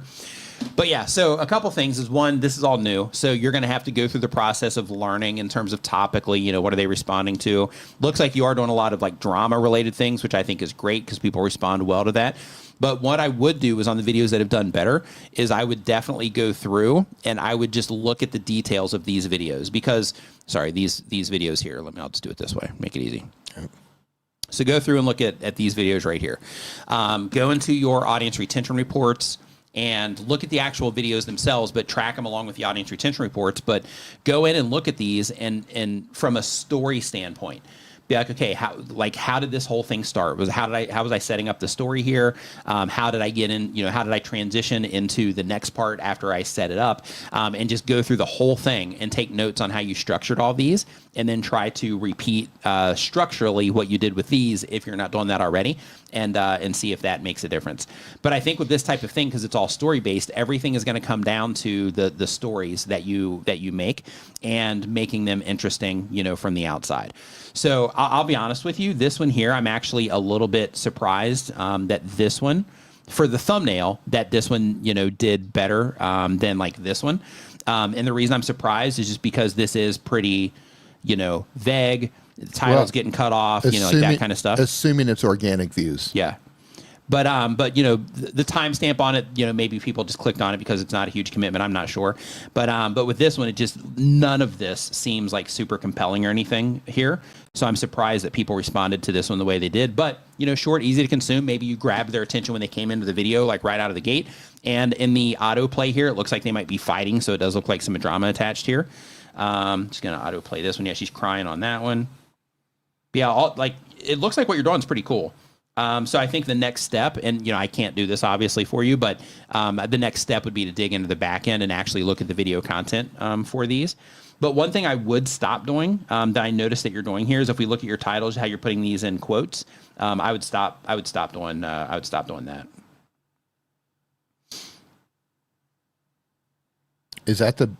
Are those the best ones? Have you searched or sorted by popular? Yeah, let me show my family. Yeah, so we have The Truth Comes Out, the baby one, she's gone. Then we have another one here, living in a van with the kids, finds briefcase full of cash. Yeah, so one thing just to, you know, bring to your attention too is with these, I'm gonna change the color here to like a yellow so it stands out more. With these, you know, you can see these are all super drama based. So, you know, with people responding to that, you know, the truth always comes out. You know, she sold my baby. You know, she's gone. She thought Marcus was the one until she learned the truth, right? Like these all have that like drama vibe versus her discovery after a snowstorm crash. I don't know. The shocking affair, that's definitely drama based too. So I would mess with the thumbnail on this one because you can see how you have these black bars here. Like maybe just showing, because it says it leads to the shocking pregnancy. Maybe on this one, experiment with, you know, just like an image of like a pregnant woman or something like that and see if that helps that particular one. Homeless in a cruel world, doesn't really say much, right? There's no real, you know, interest. Nothing really interesting about this particular one. I would repackage that one completely. Moving on, tears a family apart. Same with this one. There's nothing compelling about this one either. So I would work on that. And really, drama has worked well. And when it comes to YouTube, leaning into the things that work well is the move. So if people are responding well to the drama content, I would make every effort that I possibly could to make sure that I was making drama content like these so that I could serve the people that are already enjoying this content, right? Because what this is doing is this is telling you that the people that YouTube is showing your content to, this is the stuff that they're responding to. And if this is the stuff that they're responding to, give them more of what they want when it comes to the drama stuff and start doing that. And I would, like if this was my channel, I would do more of this. And then I would do less of like, you know, her discovery after a snowstorm and things like that. I would make this an entire drama channel. You know, and I would think about every single topic, like Dee mentioned before, like, you know, how is this, you know, super compelling from the outside? Or there's a word that you used, but my tired brain isn't finding Polarizing. it. Polarizing. Thank you. Yeah. But like, you know, is there anything that I can, you know, any way that I can frame this that, you know, that would make it, you know, polarizing as well, or make somebody feel like they got to click on it to hear that story. Like, that's just dark. It is. Yeah. It is. It's like, what kind of person? Right. Right. Especially when you could get at least 55,000, 50K. Tommy Stick Social Club. Thanks for the super chat. I appreciate it. Thank you, Tommy. Coffee on me. I have no doubt what I'm doing, but it's working. It's a successful disaster. What would you say? Successful disaster on the way to 7,000 subs. Way to go, man. Good. Yeah, that's just like for real. Like that's dig into topics like that. Yeah. Like people like that would. I have no interest in what you're making. Mm-hmm. I'm not your demographic, but I would. But you might watch that video. Yeah, right. yeah. If I had, I don't know how long that video was. Well, if it was around, it's like 6 minutes. Yeah, 6 minutes and 16 seconds, I think. Yeah, like I would click in at least. If YouTube suggested that to me, I would at least click into it. And if your storytelling was good at the beginning, I would probably watch that video. And I'm not somebody who would watch this sort of content. Yeah, we were just talking about this today. Yeah. Dee's talking about watching, you know, like that type of content, like on dishes. We literally had this conversation today about getting pulled into this sort of content. Mm-hmm. Yeah, really polarizing. So next up, we've got Girl Meets Bloxburg. Let's see here. Let's grab this link. It's a Roblox channel. The question is, top 3 moves to grow subscribers plus watch hours in the next 30 days. And should I focus more on shorts, longer vids, or live VODs for growth right now? Does my channel look subscriber worthy at a first glance? And what's the first thing that you would fix? So I'm not going to answer all of those questions unless they just organically happen when I look at your channel. But let's just take a quick look at what it is that you are doing. Hey, Renee, how you doing, man? Hey, Renee, what's going on, man? Hope you're doing great. He says Dar gets 1 billion long-form videos per month. Dar? Goodness. Is that the name? Goodness gracious. That's the name of the channel? DHAR? Yeah, I'm pulling that up. Yeah, I've never heard of it. DHAR. What do they have here? Darman Studio, 25 million subscribers. Never come across them. Oh, I think it's drama. It's drama? Yep. Son ashamed of poor dad's garbage job. Girl lives inside of a bubble. Toxic friends don't know he's famous. Yeah, good stuff. It's crazy. All these channels, like I've never seen this channel before. Mm-hmm. Never That's heard YouTube, man. So many never creators heard out the there. name. Never seen the channel. Not a single video. I love how you. I mean, Oh, this is an actual like show. Like they're making like a show here. This isn't like AI generated. I don't think. Oh, it's a real show. Yeah. Interesting. Unless they're just doing like consistent characters and stuff. I'm not sure. Yeah, it's just crazy how YouTube keeps us in these little bubbles. Like even when they're testing different content with us, it's still in a bubble. Yeah. Right. Like, Yeah, that's one thing I like about TikTok is they'll just throw stuff at you. Yeah. Oh, he has 4 sound stages in Burbank. Wow. Oh wow. Yeah, like Never heard of them. That's crazy. Yeah, it's one thing I like about them is they'll just randomly throw stuff at you. Yeah. To where it's like, hey, here's just something just completely out of the blue, Yeah. and then you're like, oh, never seen that before. Yeah. And even if you don't really, it's just interesting. Like, hey, let me just check this out real quick. Yeah, it just kind of gives you some stuff there. I agree with Valentine Station. It says that's the amazing thing about YouTube.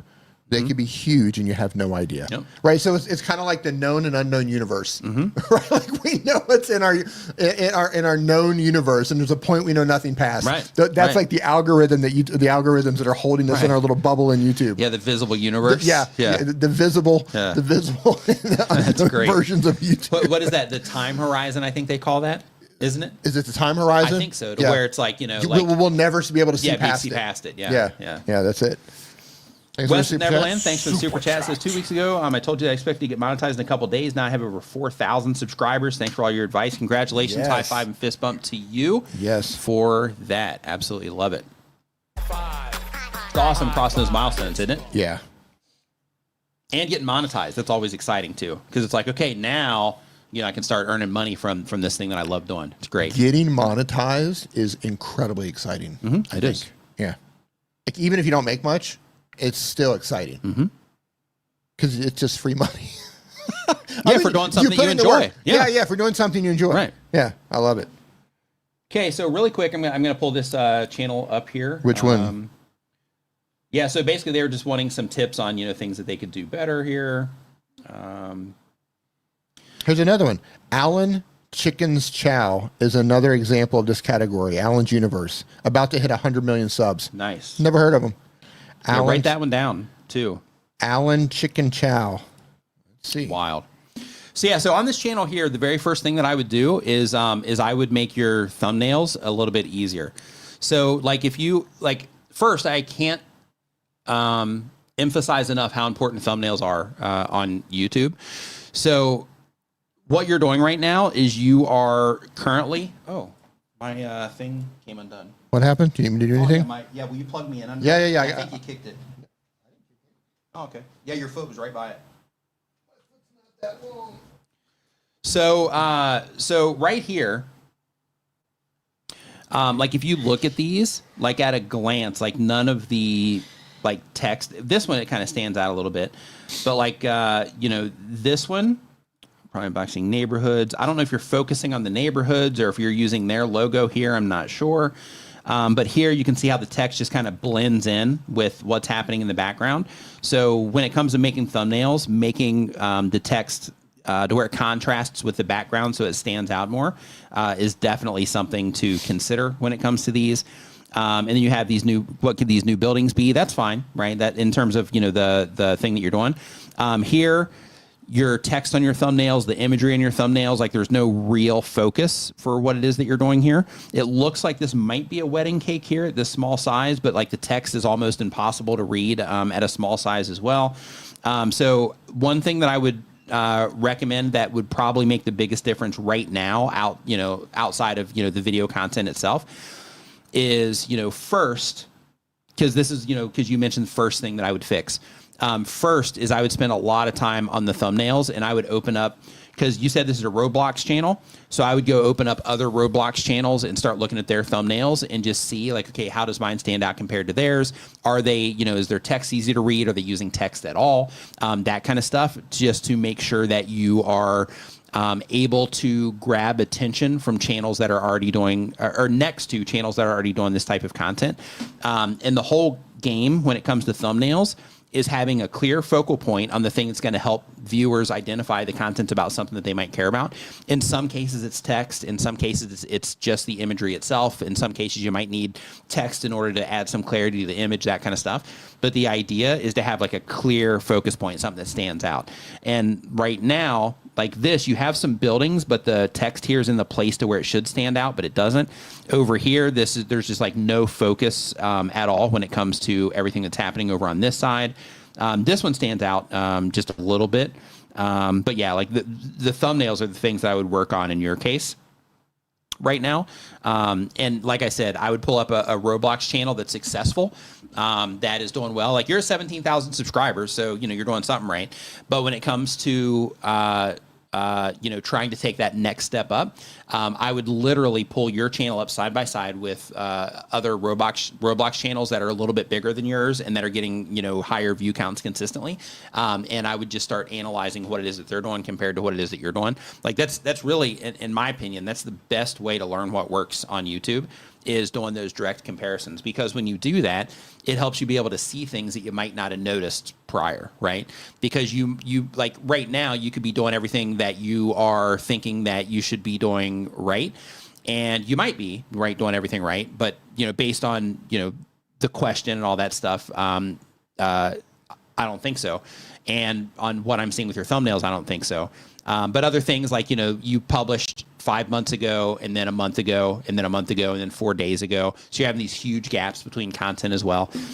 So I would work on consistency. I would work on your thumbnails. And then I would literally take your browser or take, if you have a computer, have one browser window with your channel here, and then another browser window with your competitor channel here, like another channel that's doing well. And I would literally look from the outside there at what you're doing compared to what it is that they're doing, look at their thumbnails, look at their titles, compare everything about the channel, then click into one of their videos and click into one of your videos and pay attention to what they're doing compared to what it is that you're doing. If you're in Chrome, I'm sure you can do this in other browsers too, but you can right click on the tab and mute it. So do it visually first and see what it is that you see that's happening in comparison, and then do it again with everything unmuted. But just watch their video for 5 to 10 seconds and then watch yours for 5 to 10 seconds and be like, okay, what are they doing differently that I'm doing? And then use the channels that are doing well as kind of a guide in terms of, what you should be doing better. But those side-by-side comparisons, like they're like the some of the most important stuff you can do. Super Enchanting Tales podcast says, I updated the channel. Thanks for your advice. Girl Meets Bloxburg. We have a form in the description. If you want us to look at your channel, you have to go down there and fill out that form. I don't know how the form is doing right now in terms of questions and because we've got like 20 minutes. Yeah. So yeah, I don't think. Yeah. I think we're about full for the day. Yeah. Okay. But we're here every Saturday, except for next Saturday. Yeah, except for next With Saturday. With the exception of next Saturday, we're usually here every Saturday. Yep. Yeah, and I'm looking at your live thumbnails too, because I saw that request come in. So I'm looking at the live thumbnails too, and it's the same, right? You're doing the same thing in the live thumbnails as you are in the other thumbnails. The only difference is you have this consistent character in here, which is a little bit more focused, but you're still, like what you're doing right now is you're focusing more when it comes to your thumbnails. You're focusing more on pretty versus clarity, right? So like you're using all the like soft colors and things like that, which is great, and you can still do that, but you need to do it in a way that's a little bit more contrasting against the background. Because, for example, this one's Sammy Takeover that I'm looking at.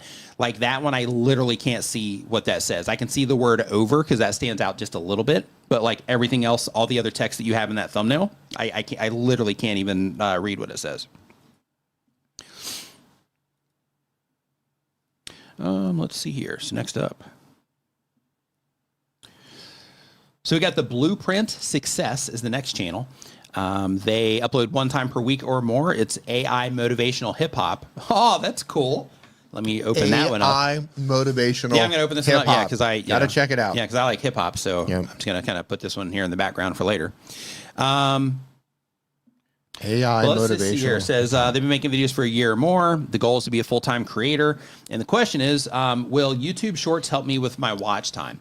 So they can if you get a lot of views on Shorts, but when it comes to, like, if you're trying to get monetized, then in that case, if you are wanting to lean on watch time for that, then you would want to make long-form videos, which, looking at your channel, you're already doing that. So the win with what it is that you're doing when it comes to music and long-form videos is when people like me run across your channel and we find, like, oh, hey, this is really good stuff. Like, we'll just binge watch your content. We'll listen to everything. So one thing that you want to make sure that you do, if you're not doing it yet, is make sure that you are building out playlists around. No, you're not. So you have like one playlist that's just motivation, ambitions, hip hop, and you've got 110 videos in that playlist. So what you want to do is you want to start making playlists on a regular basis by breaking all of these down, categorically. So, like, for example, I see one here that we're doing is like Tupac, another one that's also Tupac inspired. So basically it's like, hey, here's a playlist of Tupac inspired songs. Then that way Tupac fans like myself can click into that playlist and say, okay, I'm just going to listen to this in the background while I work, or, while I'm driving, or whatever the thing is. And it just gives people the opportunity to consume the music back to back, right? So you can just listen back to back. And when YouTube starts detecting that, then YouTube will start showing that music more to the people that are enjoying it. So it gives you that opportunity to show up and get recommended to those people that are enjoying the content, and it gives you the opportunity to binge watch. And when it comes to music content, that can be super helpful. In addition to that, I'm just taking a quick gander here, and then we're going to move on to the next question. But let's see here. Message from the... Yeah, I can't see that one because it's getting truncated. Yeah, so for the ones where you're focused on like Tupac and things like that, I would also, like, you've got... I'll go ahead and pull this up so everybody can see it, since I'm continuing to ramble about it.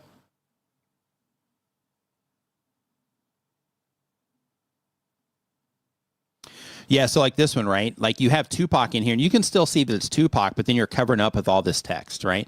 So because this is music, the goal here, especially since you are making your titles where it's inspired by Tupac, the goal here is to just grab people's attention that are into Tupac. So because of that, I wouldn't even worry about putting any text on this. Instead, I would just focus it on Tupac. Right? Because that's what it is that you're trying to bring attention to this with. Here, you have it to where I have to struggle to be able to see that it's Tupac.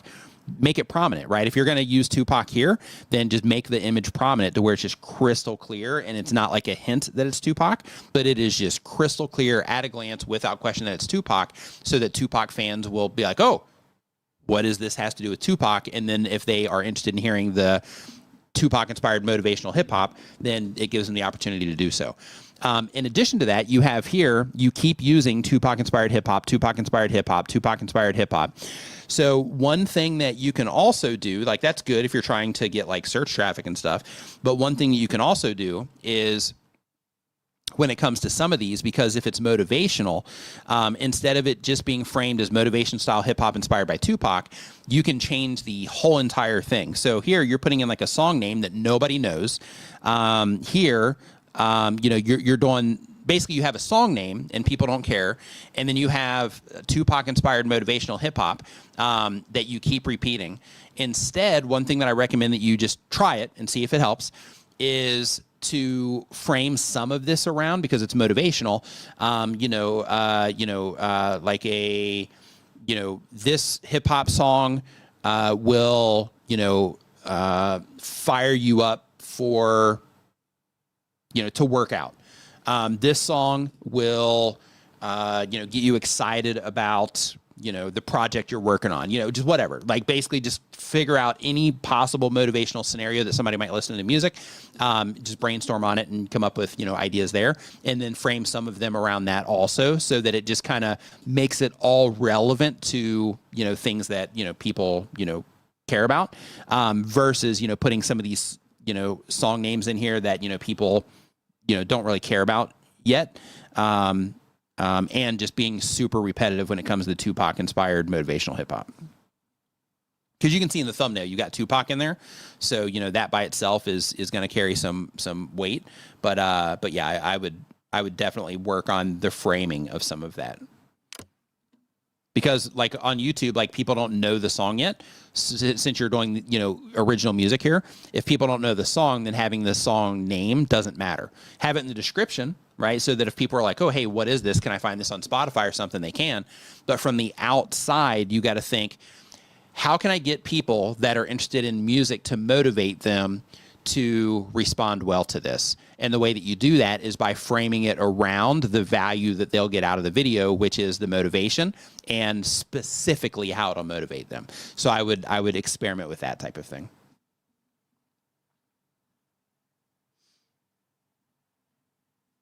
Another thing too is like when it comes to music is I would also go in and I would look and just see, right? Because I know when it comes to music, like sometimes people will add like, you know, some build up intros. Sometimes songs will drop and they'll have like the voice starting right away and then the beat will come. Sometimes it'll all just kind of start together and, you know, you'll have to where you'll have just like a really quick, like not count in, but you'll have like a really quick, beginning of the instrumental. And then, you know, like the voice part will start, you know, pretty quick. So I would also experiment with those types of things, look in your audience retention on all of the videos that you've published so far and just see, okay, if I have these longer intros, are people, you know, sticking around for those? What type of vibe for the music itself do people seem to be sticking around for when it comes to the retention before they head out? Those types of things is definitely things I'd be experimenting with this. Super cool though. Love what you're doing. Let's see here. So next up. Hey, one thing too, I just want to remind you of, and I mentioned this here just a little bit ago, but just another quick reminder. If you do have an iPhone, I put out an iPhone app called New Creator. Helps you with all kinds of stuff around your YouTube channel. You can try it for yourself at newcreator.app. If you go to that, it just takes you to the website. If you're on a phone, then you can go directly into the App Store from that, or you can look for it in the App Store itself. But it's got like checklists in there for when you're uploading videos or streaming or making thumbnails, that kind of stuff.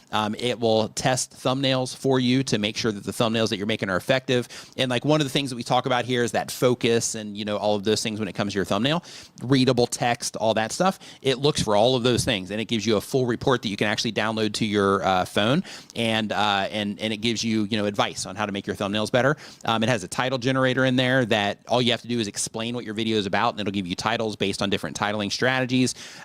Meaning if you're going for recommendations, if you're trying to go for just like a super broad audience, or if you're trying to get YouTube search, it helps you, you know, be able to make titles for any version of that you would like. But check it out. All kinds of helpful things in there. I built it to kind of help you get over the hurdles that you have when it comes to YouTube. And since it's mobile, you can do all this stuff on the go because I know everybody's busy. Everybody's got, you know, either a job or a school or, you know, or they're doing their own business or whatever. And for a lot of people, YouTube is like the other thing that they do. So it helps you also be able to do some stuff on the fly. So if you are like at work and you come up with a video idea, then you can just open up the app and you can just put it in there and then it's stored. It syncs up between your iPhone and your iPad, all that stuff. But it's awesome. Check it out. Newcreator.app. So next up, we've got Kemperski. What's going on? They upload one time per week or more. They do gaming videos, live streams, and shorts. Question is, my views are low. By example, 150 views, but like ratio is decent. My hardest thing is the thumbnails. Can you check them out? My channel is Dutch, so maybe not very readable for you. My click-through rate is around 2 to 3% on most videos, and I also do some live streams. What's your channel about? Hello, Sue. Thanks for joining us. She says, I'm late. Hello. Yeah, late. Hey, better late than never, right? That's right. It's good. Raven, what's going on? Hey, Raven. Okay, so I'm looking at your channel here, Camperski, and yeah, you're right. I can't read what's in the thumbnails themselves, and I also can't get a full idea of what it is that you're offering here, but I'm just going to pull it up here and just kind of see if I can. Take a maybe peek. Dee can help me navigate through this. Yep. Yeah, so here I'm not really sure exactly what it is that you're doing. Let's see. Yeah, so it looks like this is a game. Here's what I love about foreign channels. as someone who doesn't speak the language, can we figure out what your videos are about, even though they're in another language? If we can quickly, then you're doing it. That's a win. All right, let's see. Looks like you're doing some sort of what are we doing? Sports channel, football. It's a football channel. Okay, F26. This one's not football. Oh yeah, it is. Yeah, it is. It's a football channel. I thought that was a zombie. That's funny. Yeah, like if you look at it, hold on. Yeah, it kind of looks like a zombie because the mouth and everything, and it was black and white, and I was like, oh gosh, that's a zombie. Yeah. Okay. Visually, I think your thumbnails look great. Yeah. I think they're colorful. You have great contrast. They're simple. They're not too crowded. You're bringing my eyes to the right places. I just don't know what they say. Yeah. But we very quickly figured out it was football. So I think you're heading in the right direction. Yeah. Yeah, other things too, like if all of these are on this same game, this FC26, which it looks like it might be, I would also like get that logo somewhere that's really easy to stand out, somewhere in the thumbnail too, just to help people quickly recognize that it's that. Yeah, kind of hard to figure these out here, just because we're not really sure. Go to the oldest again. They've been going for 11 years. 12. Is this always a football? 12 years. Yeah, they got it here too. So this is FIFA. So this is. So I see they have some car hockey stuff. Yeah. And then on the most popular side, we got 3 years ago. This is FIFA. Also FIFA. They've been going for a while. Free packs. Yeah, it looks like they might have switched games, maybe. Yeah. Not sure. Yeah, they got some basketball here. So yeah, because I can't fully see everything. I'm not really sure, but like Dee mentioned, like the thumbnails are like clear in terms of the imagery and stuff. The images look high quality, all that stuff. I would definitely get that logo in there more. If all of these games are about that logo, just to make it crystal clear. Oh, my iPad crashed. Yeah, and I'll say this, because you've been at this for 11 or 12 years. Video content. What's that? It's probably the video content itself. Like your thumbnails look good. I can't read your title, so I don't know how the actual full packaging is. But I would really go in and pay attention to your audience retention report, because there's something happening in the videos themselves. I mean, it could be topically. You're just choosing topics that are more people are not interested in, but I agree it's probably in your video to where people might be clicking away faster, because you've been going at this for quite some time. I would have thought that maybe you could have built more channel momentum by now, because you have been gaming, it looks like, for the entire time, unless you took a detour. Maybe you took a long break, possibly. I don't know. But go in and look at your audience retention report. See where people are clicking off and losing interest, and work on that, because I think your thumbnails look fine. Yep. And on that note, I do want to remind you that if you are a new content creator, or if you are kind of stuck right now and you're like, man, like in that situation, right? You're like, man, it's tough, I'm having trouble getting past this hurdle, and I've been making videos for a while. Either one of those situations, I encourage you to focus on your skill sets. Yeah. Like, it's really easy for all of us. I do it too. It's easy for all of us to get into our habits of the way that we do things, and then it's really a challenge to try to experiment to do things a little bit differently, but I encourage you to try to do that in terms of experiment, because experimentations can get you through it, but also work on the skill sets involved, because all this stuff is constantly changing. There's more and more content creators coming onto YouTube every day, so it's getting more and more competitive, and you got to be able to compete if you want to get more views on your videos. So because of that, as a content creator, you have to evolve with with YouTube as it evolves, and you have to keep getting better at what it is that you do and keep serving your audience in a way that they respond to well. So because of that, work on the skill sets involved in doing all of that. If you're trying to learn how to do things, watch videos on, how to edit videos, watch videos on how to present, watch videos on voiceover, even if you're presenting on camera, because you'll get value out of those videos too, because they teach you how to use your voice in certain ways.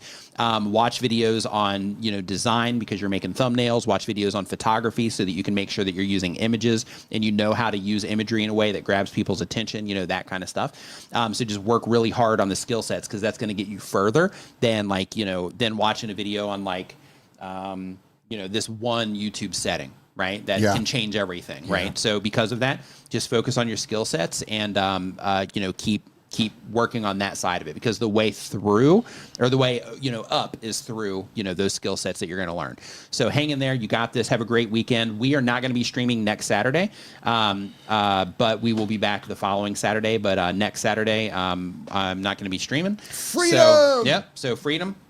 So everybody have a great 2 weeks, actually. Yeah. And D, great stream. Yep, great stream. Yep. Yep, and make sure if you haven't yet that you check out New Creator app. It is in the App Store if you're on an iPhone. You can also just go to newcreator.app and check that out. Give it a shot. It has a free trial, so you can go in there, try it unrestricted. And if it's for you, that's great. If you try it and you're like, not really for me, that's fine too. But I just want you to try it because I built it so that it will be helpful for you. So give it a shot. Great title generator. It does. Inside of it. It's pretty cool. And in addition to that, I've got a bunch of helpful sponsors down in the description, a bunch of helpful links for you for other tools. Some of those are sponsors down in the video description as well. So make sure that you check out all that stuff. Links to Dee's channel if you want to learn about like streaming tools and video editing tools and all that good stuff. So go check him out. And have a great 2 weeks. Great 2 weeks. We'll see you. We'll see you next time. Yep. Cheers.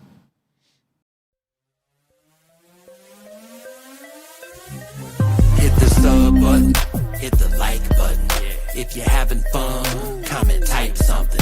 If you're laying back, leaning and engage, just take a second to smash the whole page.